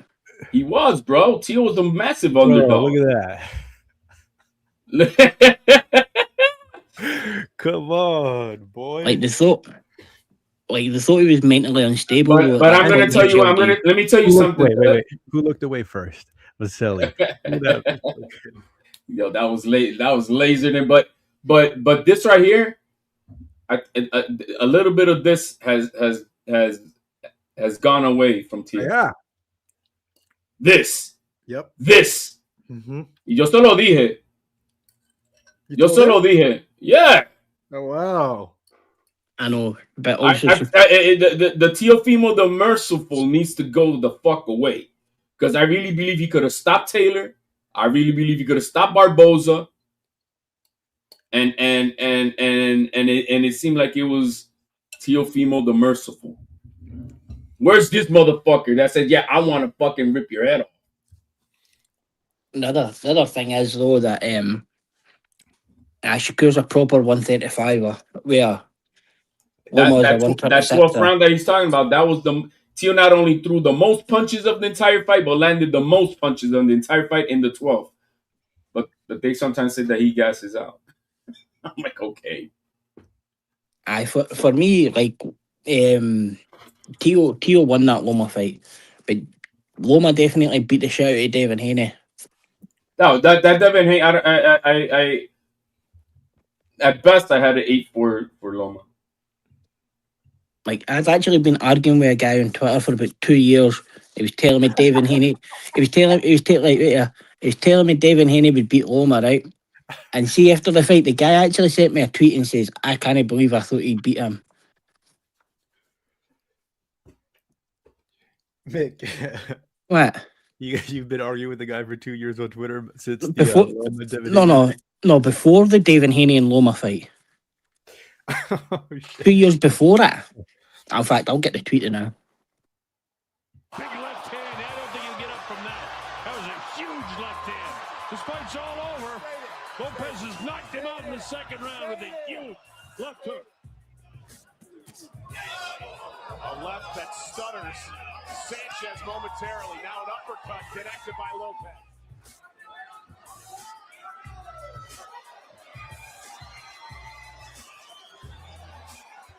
That's discouraging right there. Ooh, Teofimo Lopez, who comes from a long line of Teofimos. He's the 5th one. Oh, right. This goes down within the first minute. Delay reaction. This is not going to get up. You're maricon, bro. I want to pull up the 12th round of Tio versus. If you want to see, look at the last 20 seconds of round 11 going into round 12. Okay. Because what happened, Loma round 8 through up to almost the end of round 11, he came back on, right? He came on, but then Tio took his soul at the end of that 11th round, and that's when he came out with fire in that 12. Sorry if I'm truck. It was 3 years before the fight. I've put the tweet in that. See the wee chat box. look what he puts on his thing about the Gulf of Scotland. It's a Gulf of Scotland. Well, it's a Gulf of America now. So. I know, that's why I'm laughing. Well, it's really the Gulf of Scotland because Trump's Scottish. Oh, that's funny. Right. But see in the wee chat, hangy.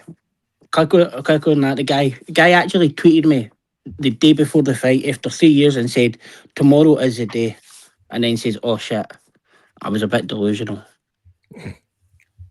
Like, Devin Haney fans actually thought he'd have beat Loma in 2020. Well, they still do, bro. Man, that's crazy. Fair play to the guy that he turned in and said, nah, they did rob him. Imagine arguing with somebody for 3 years on Twitter and then to turn in and say they robbed him. Agreed that the guy he was backing robbed him. Shocking. See, I go for it. Is a safe one, Chuck? Yeah, I'm pulling it up here. Anybody can get it. Anyone. Anybody. Man, I want Jermaine Ortiz to win so bad on the 31st.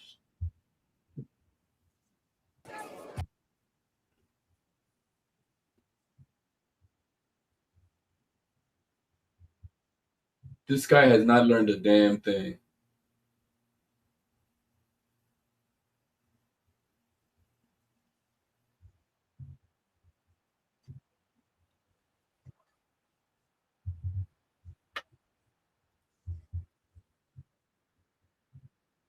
You looking for something, Punch? Yeah. All right, Mick.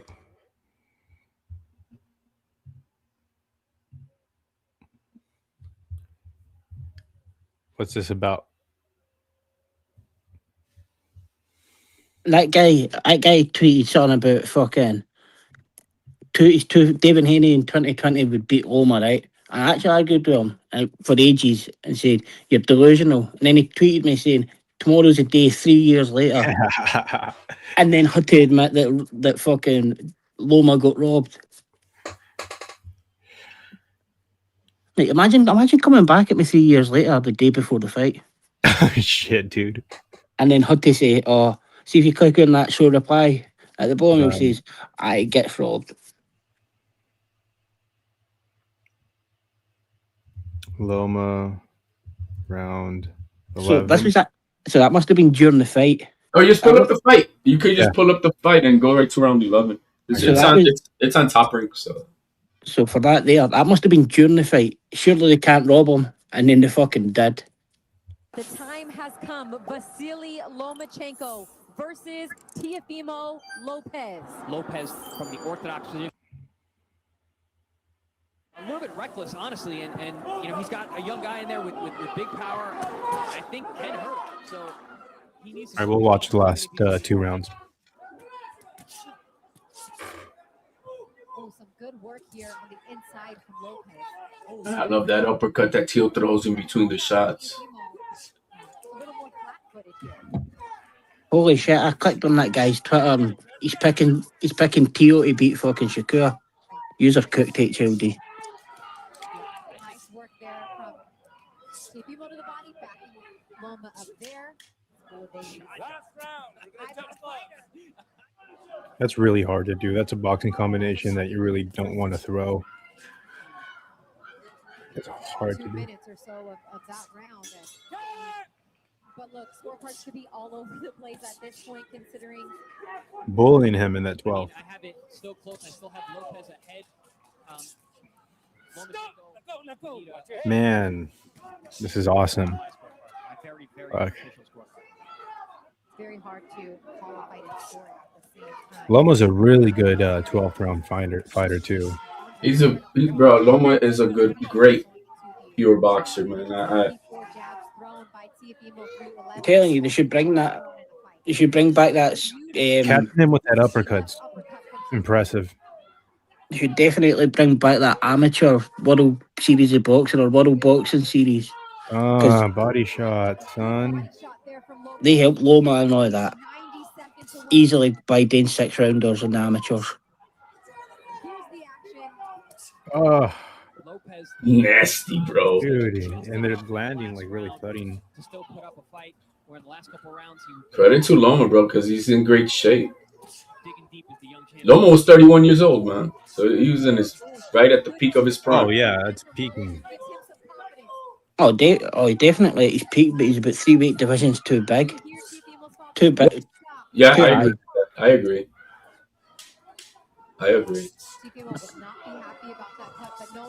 That's how you finish a fight. Have you watched the Gazeev and Usyk fight yet? Oh. Fun truck. Oh. By unanimous decision. And now Loma knew he lost, bro. Loma, he didn't even want to get in the middle of the ring, bro. Yeah. Dang.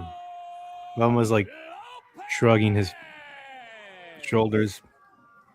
And like any fighter, it's hard to accept a loss right off the bat, but yeah, I mean, he cried after Devin Haney. I remember that. You know, but he did say at the press conference of that Loma of the Haney fight, he said he is not a pound for pound fighter. He's nowhere near. He's nowhere near. Undisputed. He said he's nowhere near as good as Teofimo.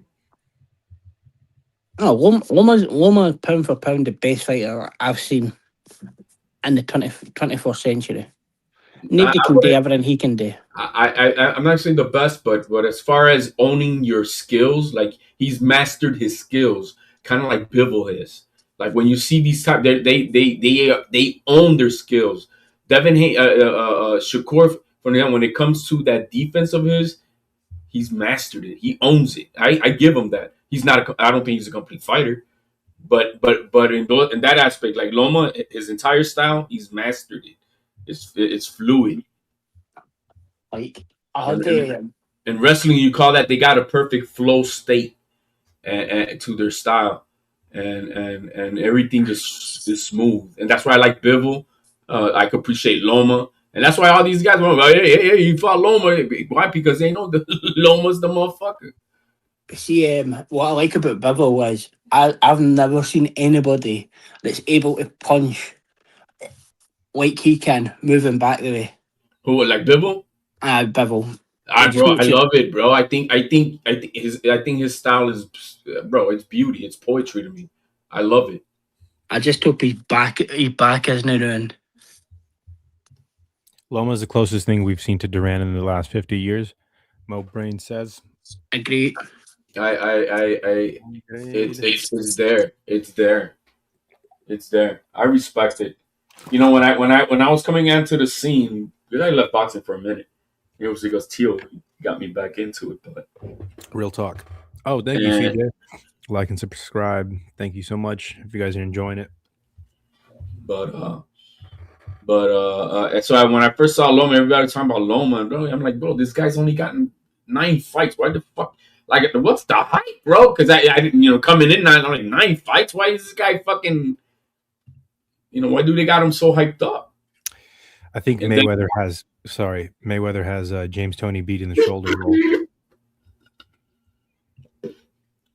As Mo said, James Toney spent half his life defending the WBU.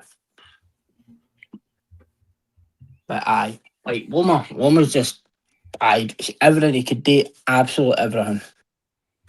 See, like how he can make the angle at all. Like you've not seen fighters doing that.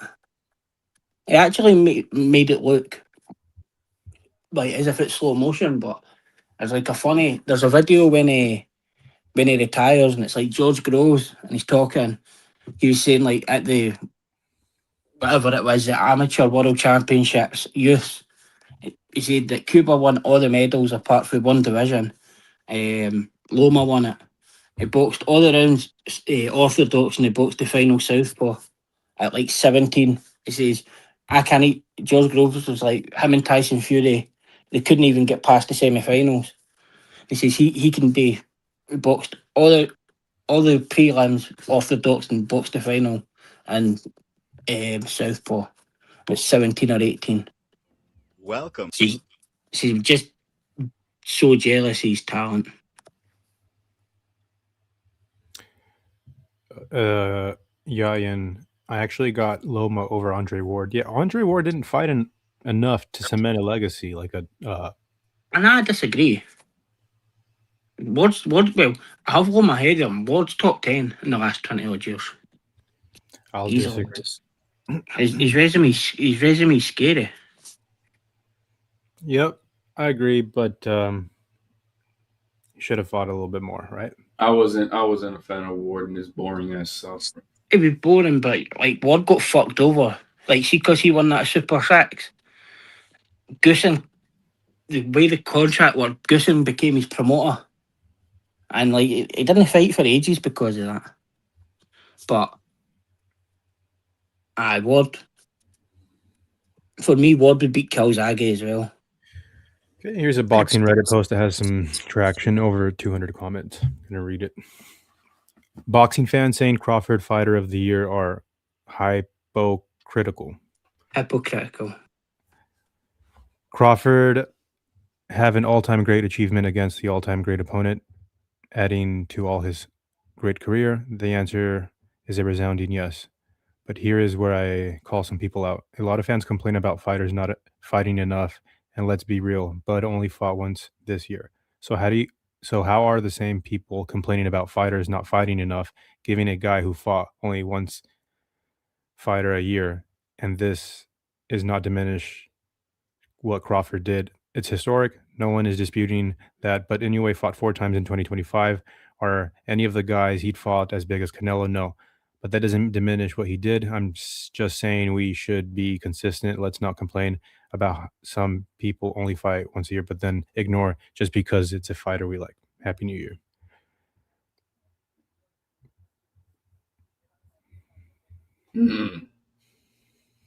I think we agree. I mean, fighter of the year is gonna be in the wing. I don't care what anybody says. I'm sure I had a look who the American writer's fight of the year was for like maybe the last 15 years, and the only American was Terence Crawford. But I can't remember what year it was. Maybe 2018 or 19. I got you in the. Yeah. I'm here. I'm not going to be as talkative as I normally am because, like I said, I started feeling sick yesterday, and today it really caught up with me. But yeah, I took your advice preemptively. I was resting pretty much all day, man. I've been chilling after yesterday. But hey, what's up, y'all? Salute to the panel. Shout out Mick, HLD, and of course Fun Truck. Happy New Year. Happy New Year, champ. I missed part of that. So they were criticizing Crawford and they proposed who instead as fighter of the year? I missed that part. Anyway. How many times did he fight? 4 times. In one That's calendar very year. impressive. So I'll say this briefly. It depends on your criteria. I don't think the same people criticizing fighters should be inactive or the ones declaring Crawford fighter of the year, because that would be hypocritical. But I think he's just saying, oh, some boxing fans say this, some boxing fans say that. I don't know if that's necessarily the same people. But no, shout out to Anyway. I mean, you can't meet 4 times a year, but you also got to consider Crawford moving up from 154 to 168. You can't be super active when you're acclimating your body in a healthy way. So, I mean, there's arguments on either side. I haven't even decided. I might do a show on it. That could earn him maybe, performance of the year. That's it. Okay, and that's fair. So, I don't know if that's it. I need to sit down and really think about this shit.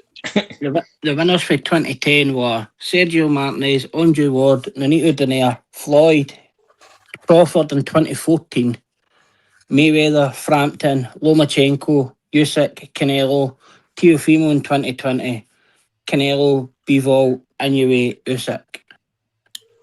Is anyone looking at the screen right now? I think politics is going to make it Crawford, but it should be in a way. And as great as what he did against Canelo is, as great as it is, that's not like the most unprecedented thing ever. Like, guys fight bigger guys all the time.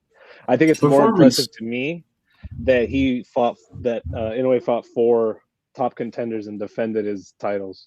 Because getting a title is difficult, but keeping a title is 10 times more difficult.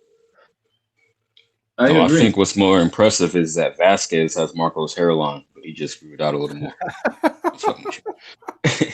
Man, Marco kind of beaten today. CJ, 4-hour live. Dude, if this guy didn't hurt his leg here, he might have put Mason out.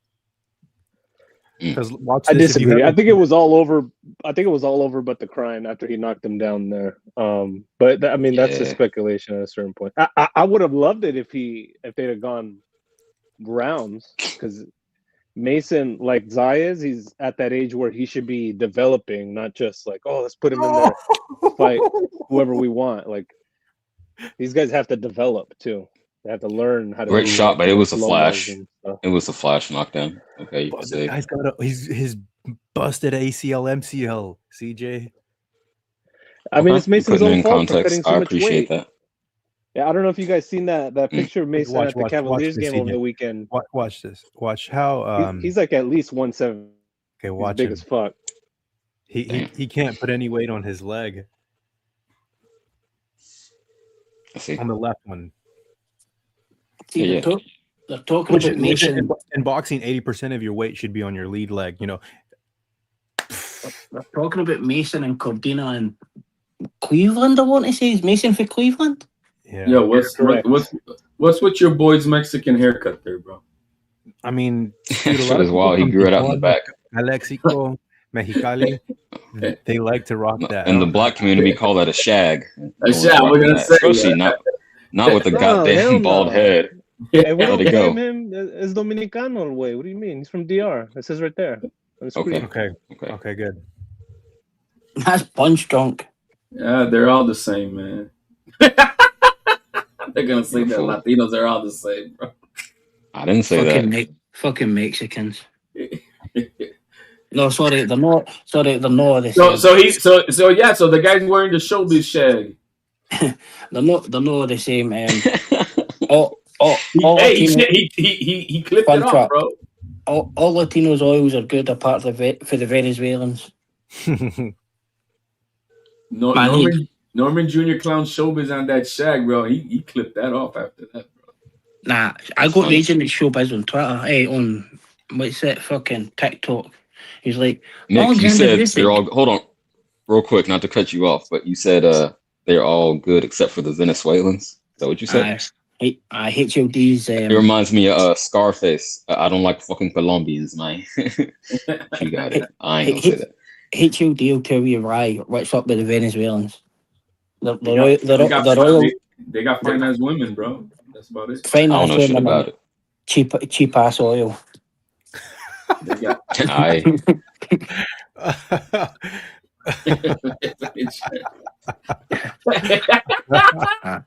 He brings a picture of a half shaved coochie, bro. That's what he does. I want it to look like this in the back. Here's what I want, bro. A half shaved coochie, bro. But I want it in the back. In the back. I was wow. Okay. See if Marco goes live, I'm gonna have to ask him. Go and stand up and turn around to make sure he's not got that haircut. I'm sure Marco must be finding that. Yo, he keeps his shit low. Hey, you see how fit he is going at Clarissa Shields and Papoose, bro. Who's going at him? 50 Cent. Nah. Yeah, they're going at each other, bro. Okay. Oh, for what? What the fuck? I the first one that I saw was I think Papoose was reacting to something that 50 said, since Papoose is being, you know, he's holding the purse for Shields or something like that. Holding the purse. Yeah, because you're like, bro. Because Shields was Papoose was out with Remy Ma. Right, I remember that. Just a day ago, I think it was. Oh, the same day that Shields went out by herself to spend $30,000 on Louis Vuitton bags. She had no love next to her, so she went to buy some bags, bro. Hey, it's all in the game. If they both doing some bullshit, then it's a toss up. So 50 Cent was chiming in on that. I see. Okay. Anyway, excuse me. No, I'm looking for. Did you see how T was hitting the bag with Shakur's name on it? Punch-Up? I didn't. Is it on Instagram? Let me see if you put it. Let's see here. No one HLD. I'm gonna say Twitter. Twitter is more likely. Man. I know. I looked for it I just looked for it on Twitter. Yeah, and to answer, I think it was an episode like where school went out, so it might have been a Friday or Saturday, because Jersey. Oh no, I remember because he announced ahead of time. I think he told me Tuesday. I can't. So much going on lately. I don't know, but he did him. He put him in. Yeah. Man. Yeah, broke down to us how he got his first ever shag on Marco's live. Mad. First ever shag? Aye, he broke it down, had a full story. And Jackie says to him, you could have kept I remember yourself. that, yeah. Yayan doesn't smash white girls except for when he does. I remember that. Yeah, shag is UK. For anyone who doesn't know, shag is UK for smashing. Aye, when he was 14. What a story. Yeah. Him and Bandcamp fucking. No, sorry. Finch jumper fun truck. Damn. Fun truck. Go and tell us how you jumped that fence. I thought that was only a term in the black community. Nah. Look at the smile, he knows. I've been taking emergency twice a day, CJ, and I'm trying to avoid not getting sick because I'm going to Mexico pretty soon. So I want to be able to drink. I gotta dig my shit out. Go ahead. Yeah, zinc helps. Absolutely, zinc helps. Absolutely, I know that for a fact. Fun truck, the fence jumper, brilliant. That was an all-time. That must be an all-time live. That must be Marco's best ever live of the day. Reflect on what Fun Truck said. When I was taking my full supplement stack, I hardly got sick. But then, being occupied with other shit, I haven't been taking nothing. I do have some emergency here. I know that, and I just need to unpack it. What's Marco's best episode, Rick? The one the day where you and Yayan explained how you broke your virginity. Oh, okay. Well, how big was the fence? We'll leave it on. We'll leave it on that channel.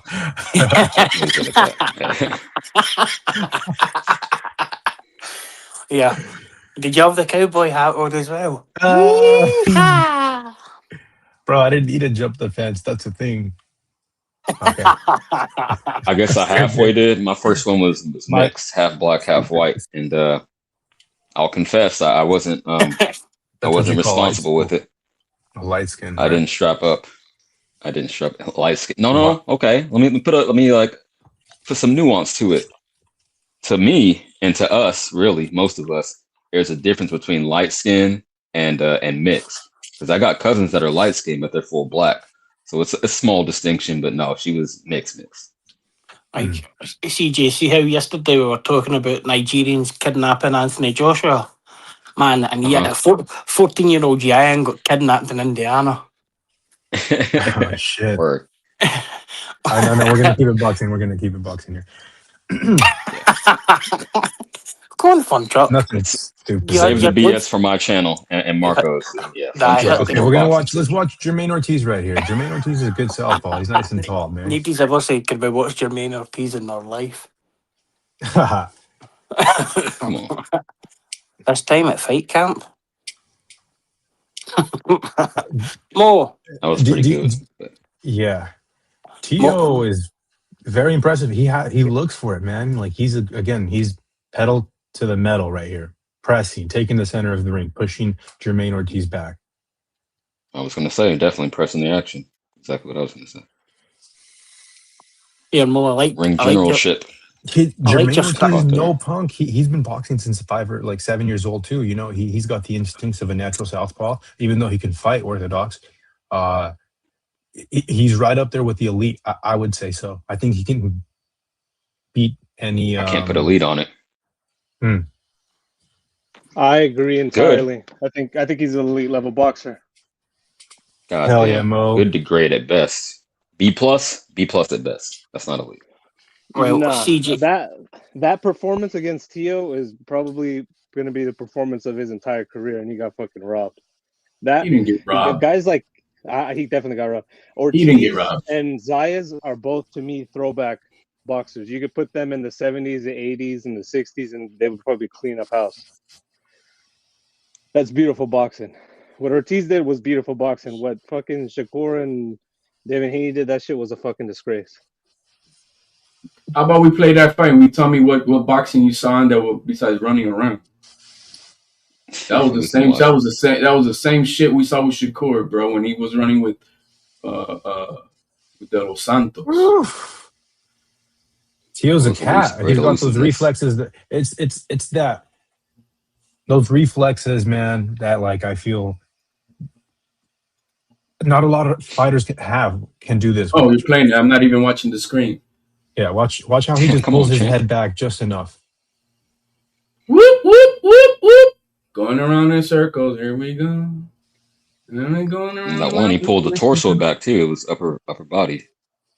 Yeah, Tio is exceptionally talented, but he's like almost regressed. Kind of, he's kind of hit a ceiling where I don't know what it is. Like, I mean, I don't know them like HLD, but I kind of have to blame his coach. Like, he's bored, man. He's bored. When he gets bored, that's his problem. He gets bored. He wants to entertain, and the thing he has the whole weight. If he wants to stay a champion, he can't get bored. If he wants to be a champion, champions don't get bored. Well, he does get bored. Well, champions don't. Well, that's what Ken Bosas took that shit off him, because champions can't get bored. No, that was not why he took it off him, bro.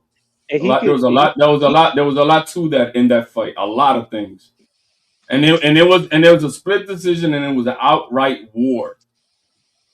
Y'all making it sound like it was a fucking one-sided fight or something. It doesn't matter. They shouldn't be. That guy had no business being in the ring with Tio. That should not have been an out and out war. Are you kidding me? That guy, he was nowhere near Tio's level.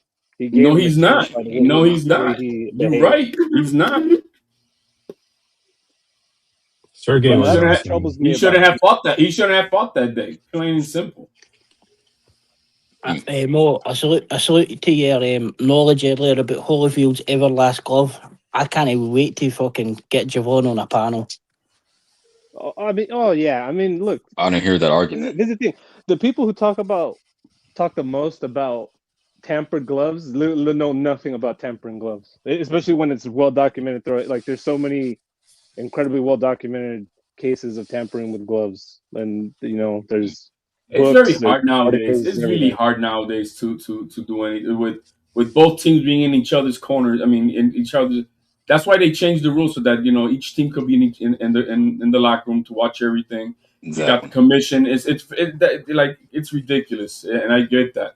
Now, I'm not gonna lie. I've never seen two gloves explode in a fucking fight. I've never seen that shit happen. Explodes. Yeah, I hate that term. I'm not saying it didn't tear. I think tear is a more accurate term. You're acting like a bomb set off. A tear would be like in the middle of the leather. This exploded You acting from like it was. You acting like it was a terrorist attack. It was a tear. When we see an explosion from the stitching, I'm like, what the fuck? Because it's the stitching that gave way. And that's like, what? Look, I'm gonna be real. Everlast is not the premier fucking boxing glove maker, even if they're so well known. Like, it's not the first. Yeah, it's not the first time that Everlast equipment has failed in a championship fight. Like I can't believe that Javon's been at me for about a year about the gloves, and Mo had that up his sleeve. I can't believe that. That's why you've got more knowledge in me, Mo. I would have never knew that. Jermaine Ortiz is a cool kid, man. Oh, I'm praying he beats Keyshawn. He deserves it. If he beats Keyshawn, that's gonna revive his career entirely.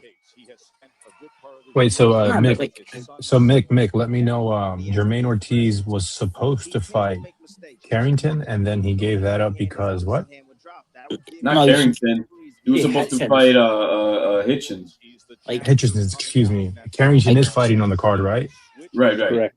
So okay, I was mistaken. I thought Hitchinson was on the card because he's from New York. It was They fucked Ortiz over. They did a bait and switch so that Ortiz could sign on to the fight and then pull away Hitchens so they could stick in Keyshawn Davis.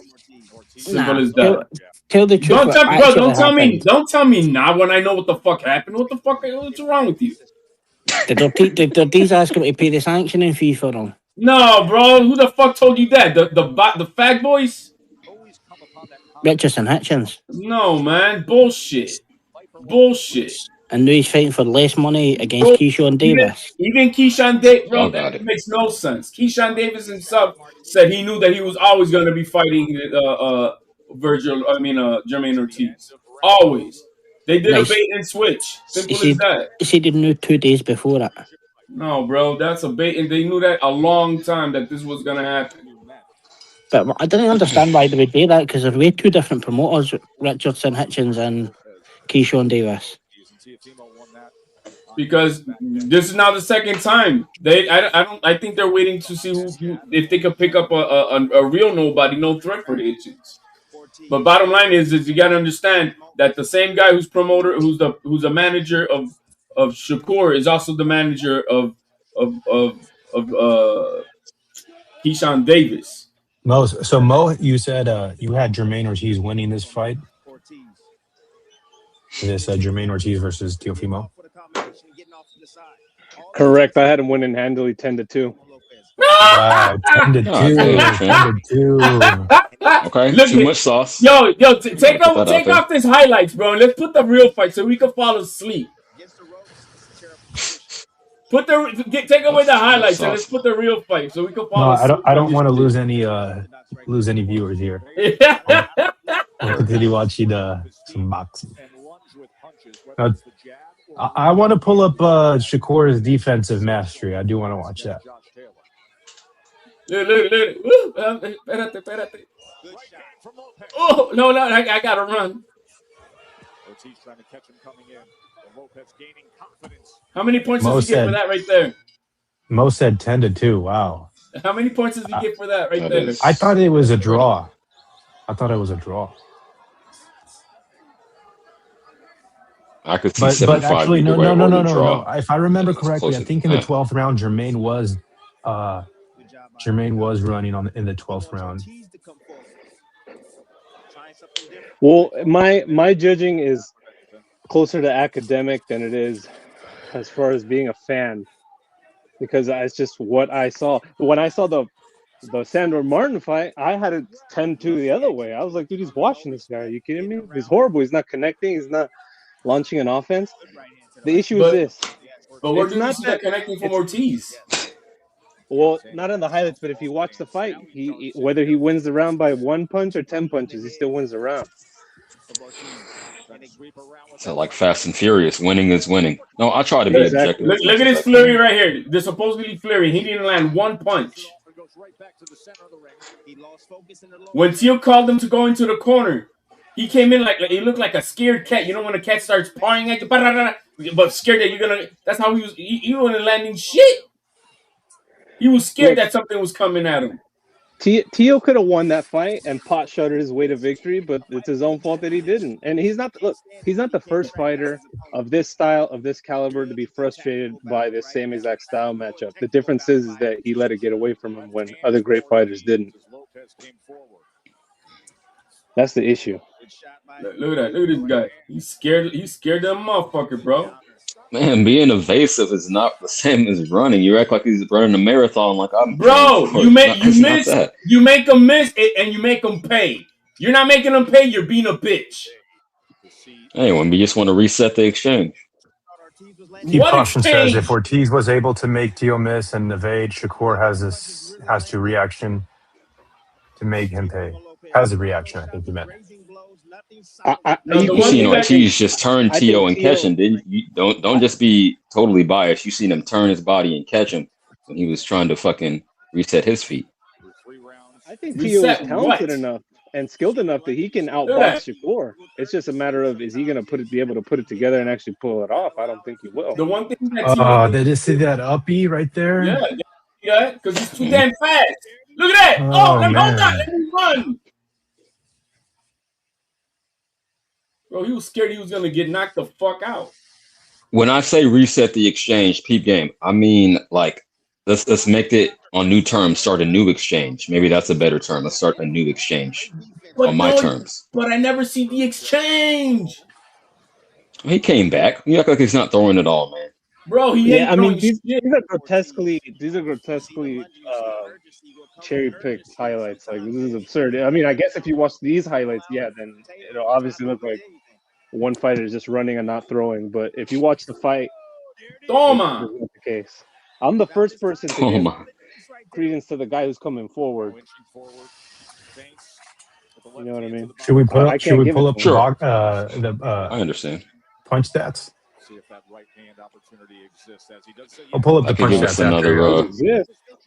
Go for it, champ. Look! He's throwing out them punches, bro, but he's scared. Look at him. Not one punch lands. He looks like a cat trying to throw punches. No, you capping, champ. Bro, not one punch landed. Bullshit! I saw his head snap back, and I saw him getting him to the body. No, maybe it wasn't the hardest shots in the world. Come on, man. You look like a scared cat pawing at you, like I ain't trying to run out. He was in the pocket. What the fuck are you talking about? Bro, he wasn't turning his punches. He was slapping his punches.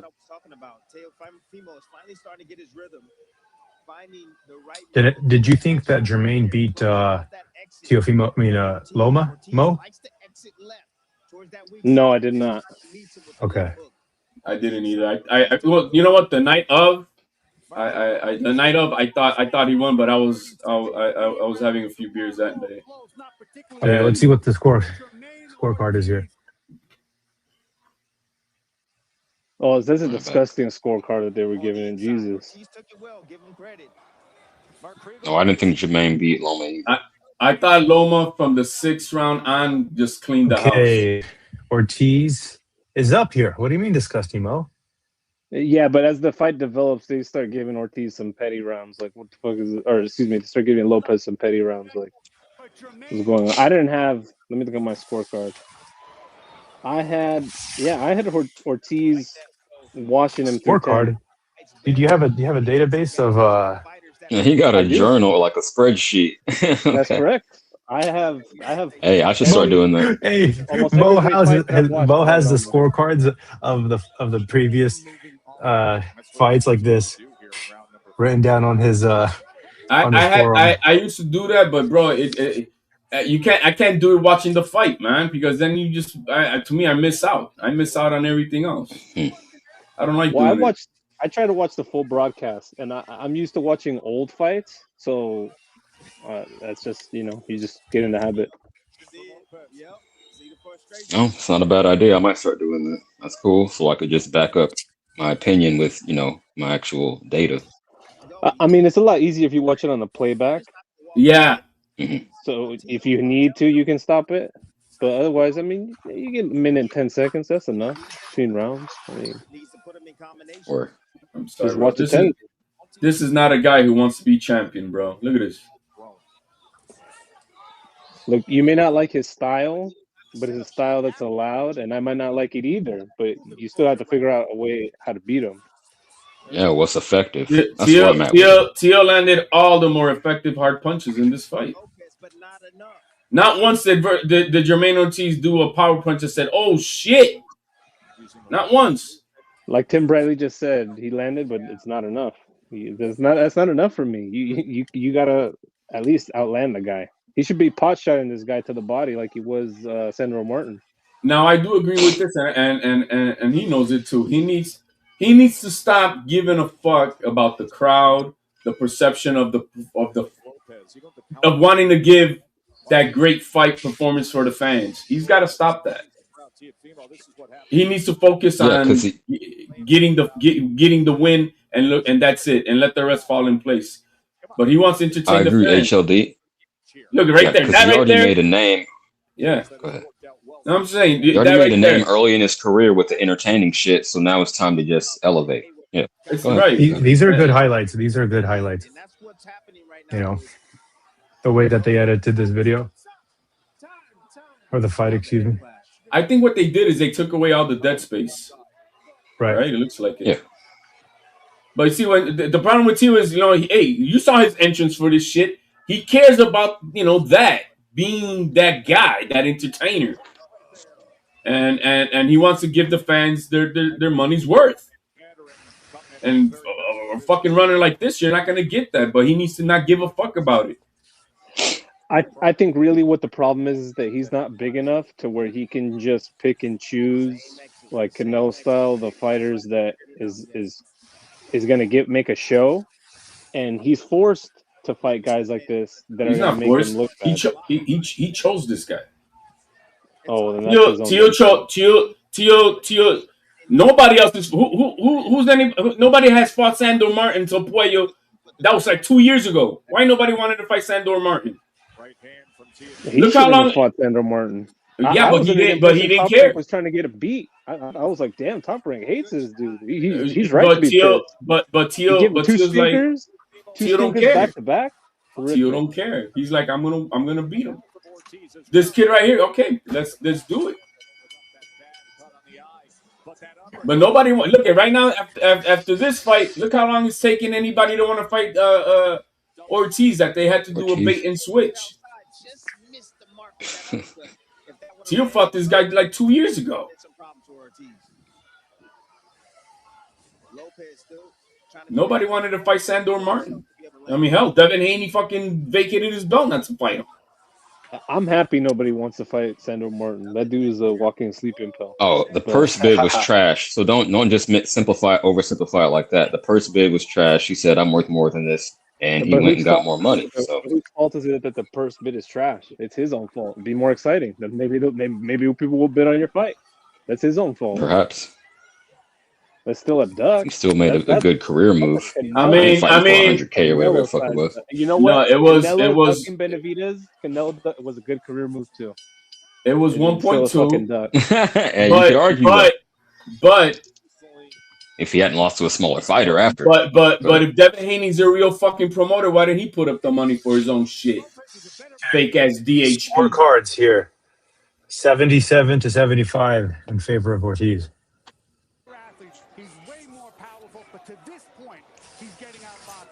To my point, a close fight. Funchuk agrees. 10-2. Yeah, I disagree entirely. I had it very lopsided. I was actually really disappointed in Tio for this performance. maybe you had higher expectations for him. You expected him to perform better in a vacuum, but I don't think that's an accurate scorecard, man. Well, I've a week, 2 weeks ago, I watched this fight and the Sandor Martin fight back to back to score them to see, how it was compared, and compared to how he did with Sandor Martin. Oh, did he get dropped? No. Nah, they He got called a tied slip. up. Can you run that back real quick? That's what the ref said. I didn't see it clearly. I'm gonna zoom in. My damn phone. Oh no. Nah. It's a trip or a slip, one of the two. He slipped on the fucking decal. Yeah. I think he slipped 2 or 3 times on the decals on the floor. Are those slippery? Oh, yeah, that's they crazy. are. That's super common. Even back in the day, that's very common. I mean, I don't know if it's good or better, but I know back in the day they used to You know use, what was the worst fight Prada the worst fight that I saw slippery was when Zepeda fought in Mexico, bro. And it was, I don't know if it was raining or what the fuck happened, but bro, he was slipping and sliding like a motherfucker. Yeah, I think they were fighting in Cancun. Fucking Yeah, algo así, great idea man. that was. Fucking Oscar wanted a vacation, I guess. Yeah, he's done it since the opening bell. Successfully. At least defensively. We have paltry numbers when it comes to offensive output and accuracy. No engagement, bro. I'm sorry, man. It's a boxing match. That's why he got cut right after. He got cut from Top Ring that same night. Yeah. Going to win the exchanges on the inside or at mid-range, and he knows that.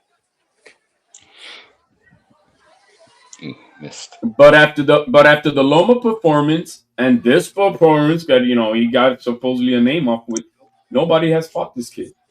Oh, he's good. I think he's is. gonna upset. I think he might upset Keyshawn too. I think I like him, bro. I saw his. He's he put up a little video. He's just as athletic and skillful. I'd say he's more skillful because he's been developed. Keyshawn's style is more Yeah, right. marketable. So for a while, I was hyping Keyshawn up, but I recently went back and watched his highlights, and he's not a good starter, right? He gets punched a lot. Look, his toughest fight was against Madueño. Yeah. Madueño, when he drained him down from 140, because guess who Madueño lost to before he fought Keyshawn? He fought Claggett. Or no, not Hitchens. And Claggett landed over 500 punches on Madueño and got into the 500 club. Hey, look, I mean, Keyshawn, he wants to through the tulips. He's not interested in greatness. I think he's made that very, very clear. I mean, I don't know what else. Come to on. tell you So when Ortiz is a great fighter, but him fighting Bomac. him don't count? He let fuck no. He left Bomac. That tells me all I need to know. Give him grace. Sometimes just the personalities don't mesh. Zero grace. Look, I've seen it countless times before, bro. Look, there's a reason why fighters they start getting buddy with Shakur Stevenson, and then their fucking careers go down the drain. Same thing happened to fucking Jared Anderson. Exact same thing. He's in it for the bag, and then that's it. I'm gonna tell you, like I heard it from Shannon Briggs. The best trainer overall might not be the best trainer for you, depending on the personalities and the mesh, the chemistry. So I'm gonna see how he does in this fight, and then I'll make a greater assessment. Hey, I can't just say it got him to the altar, bro, and he got a belt. Look, I know what you're saying, CJ, and that's true. It's not simply just like what I mean is like I see a flaw in his character that to me is not the kind of character that makes all-time great fighters. That's all. Like I don't know what like. I understand, and I might go that way if I see a disappointing performance with a different trainer. I'm open to that. I'm not even a Keyshawn fan, but it remains to be seen in my opinion. Disappointing performance than what happened in Norfolk is, man. Like I understand. This is coming from who's he with now? Who's he with now? Huge Keyshawn fan. I asked. Look at this 12th round. This might have been the cleanest punch of the fight.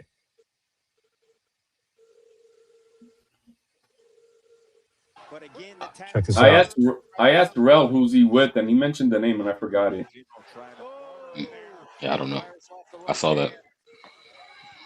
Counter left. You just can't just be great one day, You got to continue to be great over and over. CJ, I was in New York when Keyshawn won his title, and I was like, wow, this is amazing. Like you see Bomac and that whole B&B crew there, and Bud in front row yelling out punches, and Bud actually yelled out the punch that got the knockdown, and I was like, wow, that's amazing. Like, oh, dude, he's gonna be in this iron sharpens iron type of environment. I thought it was, seeing the seedlings of a great fighter. And then he goes what he Yeah, did me in Norfolk. personally, I probably would have stayed. Go ahead. I know, man. I mean, look, and this look. You don't What it know the boils down to is situation, though. this. You don't know the situation. Yeah. What if he Guys, is looking what for? it boils down to this is Bomac costs a lot of money, and he don't want to pay him that money. That's what it is. He'd get a bum off the street to carry his spit bucket if he could, but he can't. He It's needs someone to possible, actually tell him but how many push-ups to do and how many sit-ups to do. I just need a bigger sample size. That's all I'm saying. I could go either way. No tootie. This is what I'm gonna do. Say I think Keyshawn's inside game and power is better than Jermaine Ortiz. Of course. That's it. No, it's not an of course. I think that's about that's where he's better at. I think. That's true. I agree. I think Teals is too, but we just saw. Look at that. He's trying to match that up already. Look at Keyshawn in the crowd. He ain't trying to match shit up. Bro, Teal whooped his ass in sparring, and that's what sparked that whole shit that they had, bro. He had I think Teal probably beat him at this point. Of course he would. I have no idea. I'll see their next fights. I have no idea. That's a 50-50. You make me the master of reality. I get Tio fight Shakur and Keyshawn one after the other. The only way if he does that is if he beats Shakur. And that could be possible. But Keyshawn said, win or lose, he's going up to 147. Cap artist, bro. He's a capaholic. I don't believe that one bit, bro. After he's very deceitful and all that bullshit. I'm giving y'all the game as it was given to me. We'll see. And that's his right to do, and have James Prince maneuver his career and everything. It's just that's not a fighter that I want to support and give my money to and buy tickets. You know what I mean? Xander's a great fighter. Holy shit, bro. He's amazing. I would gladly fly to Puerto Rico to see him in his crowning achievement. But not Keyshawn? Nah, never again. I'll never spend a single solitary cent on that motherfucker. I like Xander, right? But I don't know if he has the special effects to elevate to superstar status. He doesn't have the special effects, but he's whooping your guy's ass. Fundamentals, and I respect it. I'm just saying, as far as selling, I disagree. And that's part of the game, right? CJ. I think he does have a lot of special effects. It's just not. He just doesn't have the style that amplifies those. If he was 135 pounds, he would probably be moving the same way Tio is. But he's big as fuck, bro. He probably walks around 165, 170. No, bro. On his last fight, he weighed in at 183, bro. Well, there you go. Yeah, he's big as fuck. So happy New Year, Al Money. Damn, I'm looking for this. Here it is. Let me see if I found it. Happy New Year, Al Money. Lance Meyer. Call me Bo. Mick, listening to the stream. Keep caution. Angry Skips. Jackie. Yeah, and of course, early in the stream.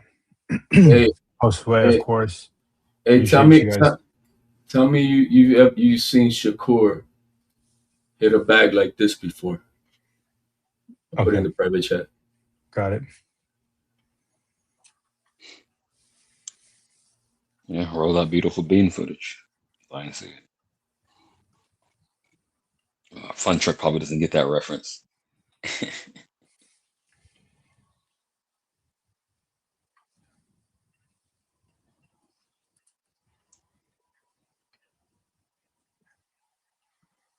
Jackie says, weren't they shopping for their daughter's party or something? Oh shit. I'm reading an old comment. Sorry. I was reading this. Tio would violate Keyshawn, but not like that. All right, let me pull this. Oh, that was like 4 lives ago, maybe. 4 lives ago. Oh, Yeah, Jersey Bob. Yeah, something like that.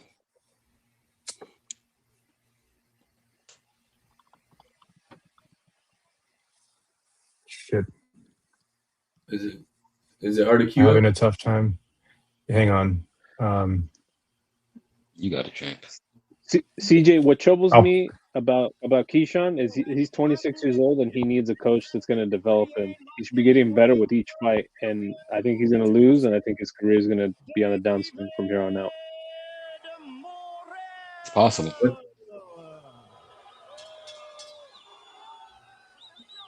Maybe you're right. Maybe he has a lack of character. We saw him wild out and lose a big opportunity in his hometown, the last card.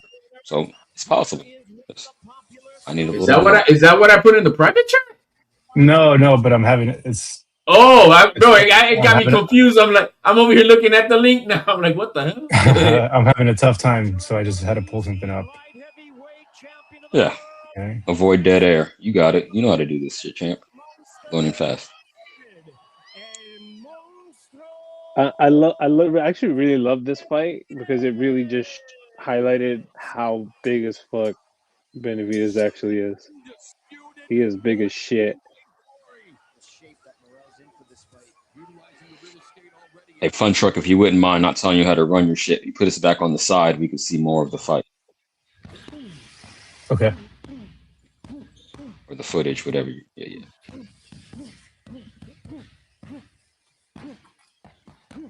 Oh, this is bag work.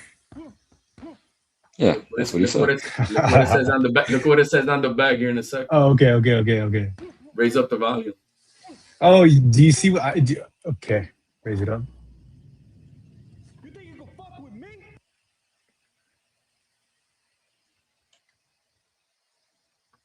Have you ever Early heard? 2026, Shakur. I saw that part. But no, obviously Shakur isn't that aggressive, but that's not even the point. That upper right there, I think there's this upper right here that I think is going to be the money shot. You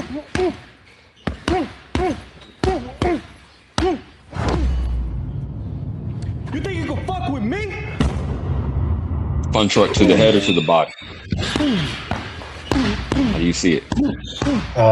Both. I think that lead hand of Tio's impressive. Like Oscar De La Hoya lead hand, impressive. Different, but Alberto says Keyshawn is mentally weak. HLD said some gay shit in the private chat. Shake my head. Anyway. All right. That's cool. With the main event of If Shakur was to hit the bag that hard, it'll hurt. A battle of undefeated stars of the sport. Can you pause just for a second, Fun Truck? I got a question. Hard-hitting. Is this no matter what the source is, you're not getting flagged or a copyright claim for playing the footage with the sound? I'm still learning on the job, so I'm just curious. Because I don't know if it was the source I used or what. Okay, that's cool. Good to know. Just don't use the zone. So as long as you don't play the zone and any UFC stuff, maybe. Like hold on. This is PVC though, right? Yeah. You got to be careful with PVC. Yeah, because CJ, we just watched the clip on Mill City Boxing, right? So that's a commentary channel. So I don't think Mill City copyrights people. No, you're not. Okay, no, so maybe I need to use like a secondary source. I was talking about straight up. When you're taking actual fights from a network or whatever, those are the ones you're gonna. Now, yeah, I mean, shit like this is just whatever Teal posted that, and then Mill City put it up on his channel. That's all. I played a short. I played a short, and it had some music playing in it, and I got flagged for that. That will fuck you too. So I'm not gonna play shorts. Music.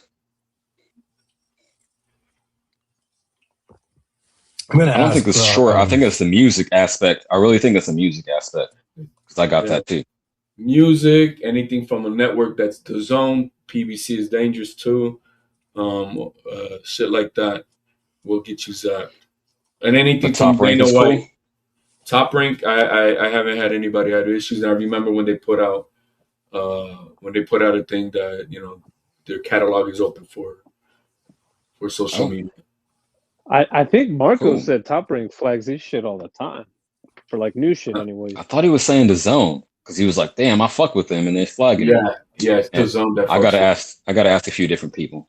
Here, okay, that's good advice. Let me find the post and I'll. Yeah, but you know, Marco, sometimes he be playing the golden oldies and shit. So that's like their big money making shit. They probably don't want to, you know, like some Barrera shit or some Oscar or B-Hop shit. You know, shit that's got like millions and millions of views. That makes sense. Fun Truck be playing fucking old ass, grainy ass footage on here, anyways. It was cool. I'm just trying to help everybody out, including myself. He played like half of Salvador Sanchez's greatest hits a couple fucking days ago. How about having a Hall of Fame career by 24?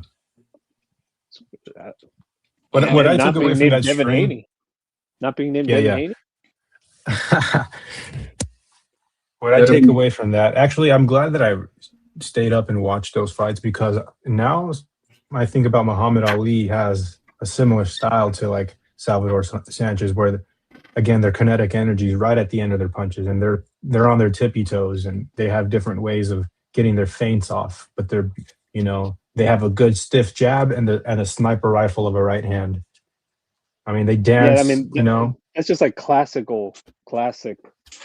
boxing. You will never see fighters like that again. There's this beautiful cadence that Muhammad Ali have and Salvador Sanchez, where they're just in front of you and they're just like they're pulling so many tricks, setups, feints.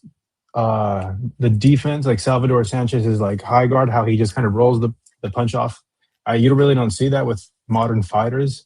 But yeah, and another thing too is, like, again, I said the courage that the fighters had back in the day is way more than what fighters have nowadays, right? They were taking fights left and right, and man, there wasn't this negative thing when you lost. You know, it was boxing. You kept on fighting, and now it's, you know, that Mayweather effect and so on. But back to Salvador Sanchez, like, yeah, I was just in awe of the brave matchups, you know, back in the day, taking fights on short notice. Of course, that doesn't happen in boxing. In the UFC, it does. But that's what I take away from that stream, staying up super late with Mo.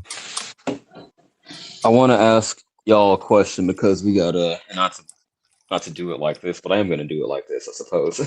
We got two Mexicans on the channel. Salvador Sanchez, my #1 Mexican boxer of all time. I want to know how y'all feel about that. I'm not mad at that. That's arguable. Not mad at all.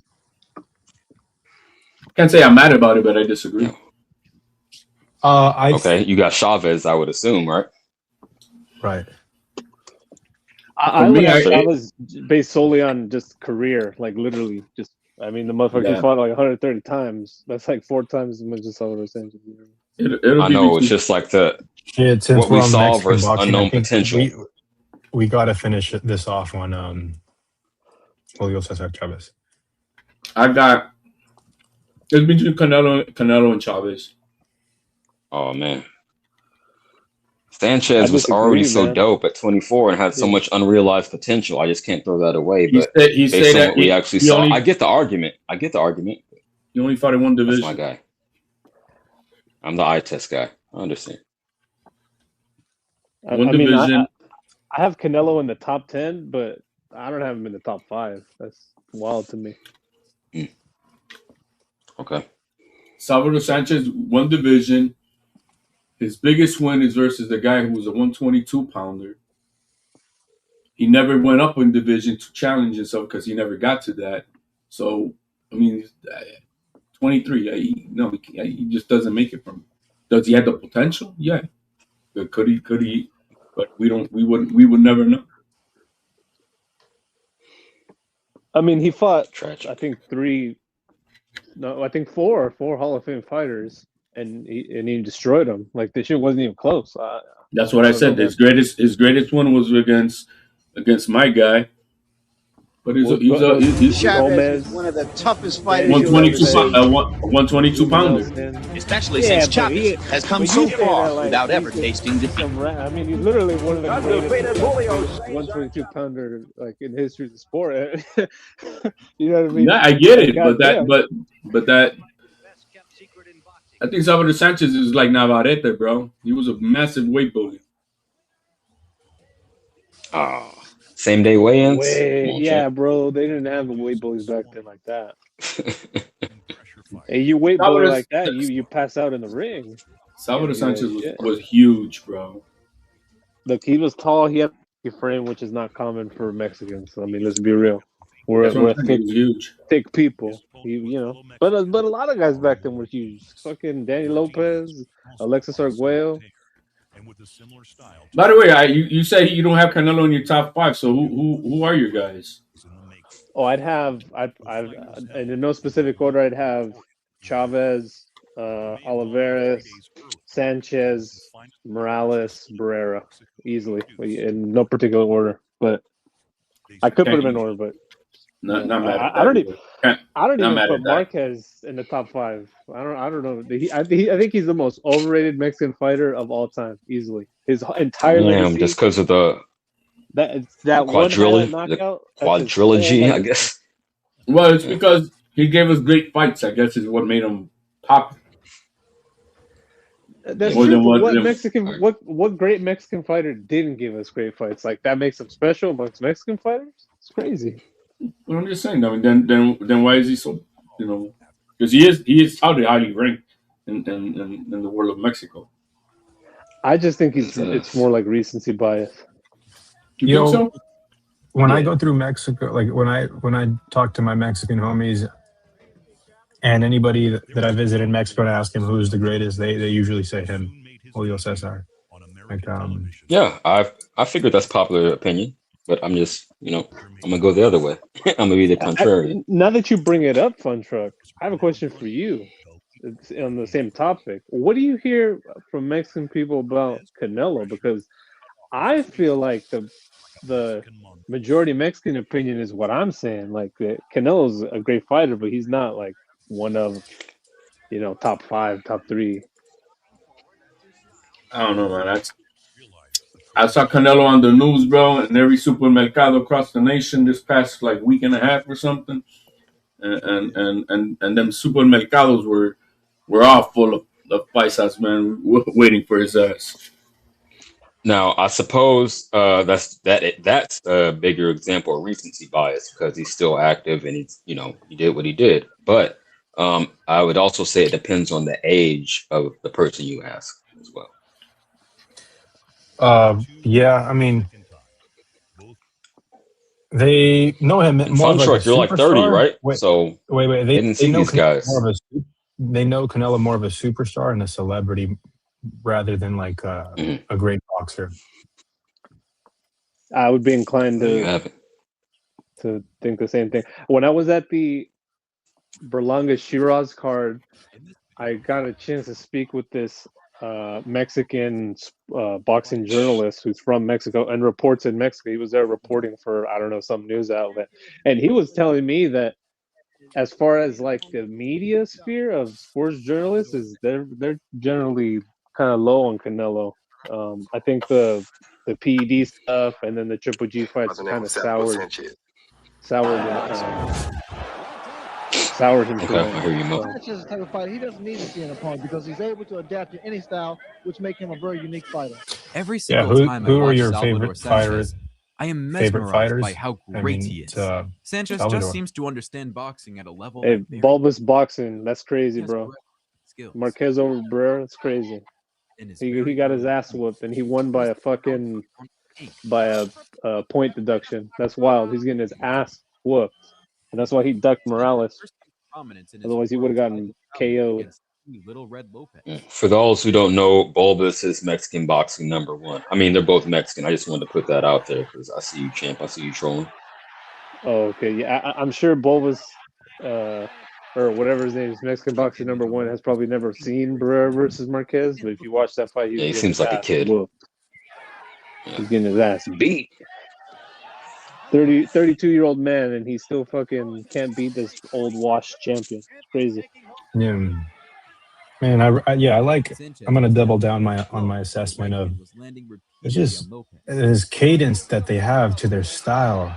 It's aggressive. It's slick. It's technical. It's entertaining.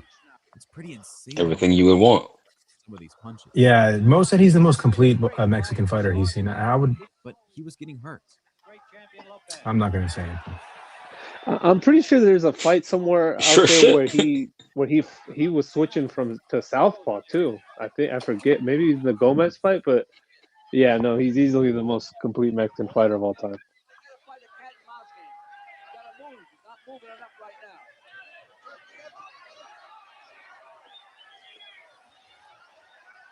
Notice how beautiful this uppercut is. That right uppercut was a devastating punch that kid threw right now. Hey, was it a car accident or a motorcycle accident? Car. It was a car accident. I think it was like he was driving like a Corvette or something. Yeah, so he was doing a James Dean, huh? Yep. Fuck it. Go out hot, go out young. Lopez. And it looked like it was now a question of whether the doctor would stop the fight or Lopez would end up getting knocked out. Keep in mind, Sanchez was an unknown underdog. And to come in and produce a performance like this at the age of 21 was just 23. He died at 23. That's even crazier. Beatdown continued. And that guy he's fighting is I think he held the featherweight title for 3 years, defended it 8 times, all knockouts. Devastating knockout puncher. It's hard at 928. One thing Lopez had was Cueratero, Mexico. Between Cueratero and San Luis. So notice he just can't get out of the way of the right hand. a Porsche 928 kind of car is that. Gotcha. Right hand from Sanchez. Got Lopez coming in on the attack. Simmons hit them with a great right hand counter. Very reminiscent of Anthony Joshua and like Francis Ngannou. Movements and next level skills of Sanchez are insane. I mean, Funchak, what's your opinion on Marquez? At least technically. I didn't see too much. I don't think I can make any comments. I didn't see. I haven't gone back and watched the fights. Fair enough. I think, but he's the epitome of Mexican style boxing, 100%. At 39, knocking out Manny Pacquiao, that's legendary shit. You know, to be the only one to flatline Manny like that, and not only like that, that's a KO of the decade, KO of the century, bro. That's devastating, and that never die attitude. That's the epitome of No, I mean, what KO would you argue like more flatlining than that, CJ?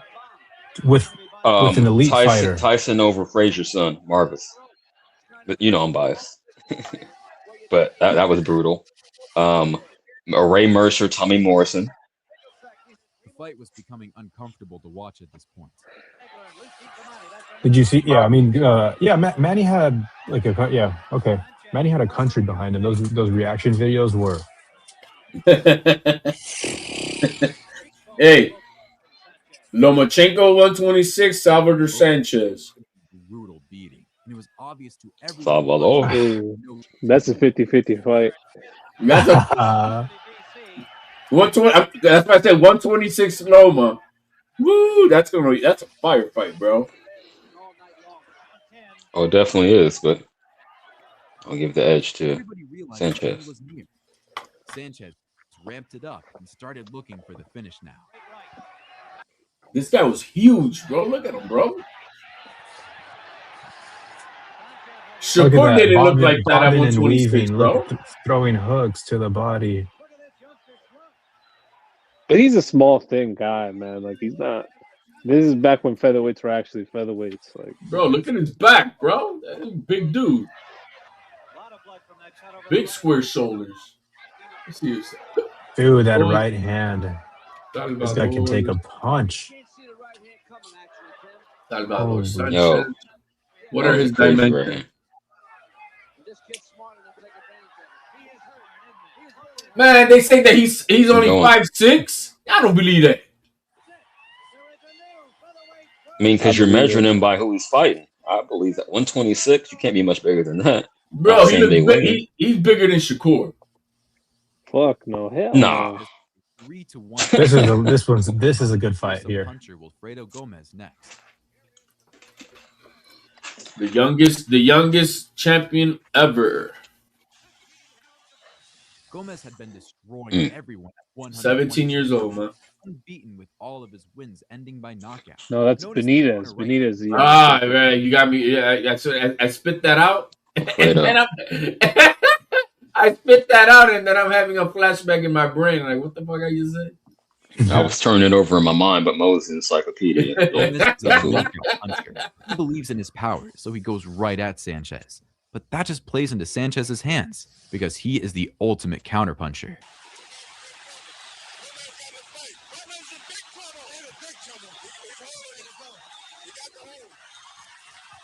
Sanchez poured on the pressure, did it with skill. The right hand couldn't miss Gomez, and he almost went again.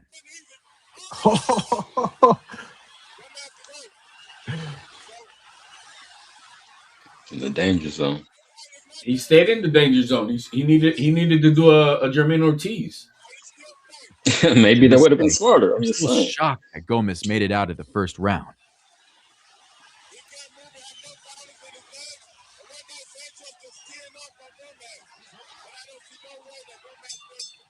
Doesn't even look like he's breathing hard.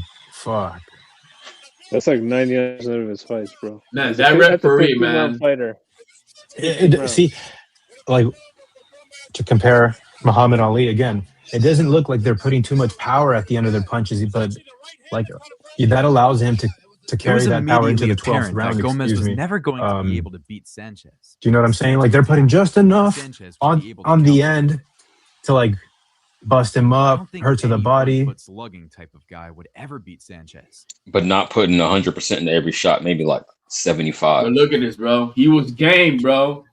He was game. He was game. Look at how short these shots are. I don't think any featherweight in history. He was game, bro. He didn't run from the Barrera, fight. Marquez, and Sanchez, Chavez have Mexican style boxing, where they don't put 100% on each punch. Bro, this was mano a mano right here, bro. Notice the timing on Sanchez's right hand here.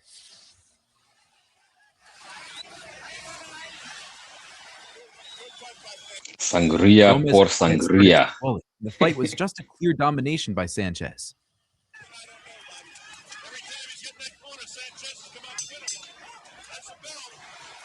One thing I noticed in this fight was that Sanchez was just able to land the right hand at will. His counterpunching was really good in this fight.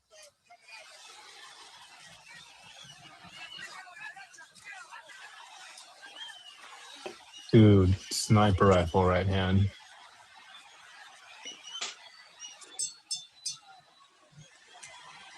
Hey, break it up. Look at this great defensive work with his back to the ropes.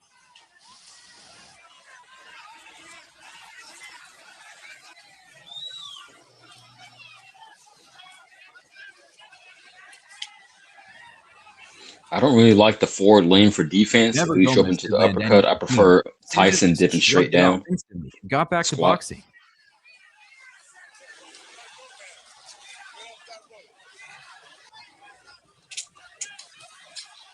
He needed to go. He was head hunting too much. He needed to. There was a poetic moment just before the final round where Gomez's Oh eyes man, are look at him, bro. corner. You just see the contrast in Sanchez's corner. He looks like he's just chilling at a restaurant waiting for his meal. Sanchez closed the show with some pressure combinations on the ropes. Yeah.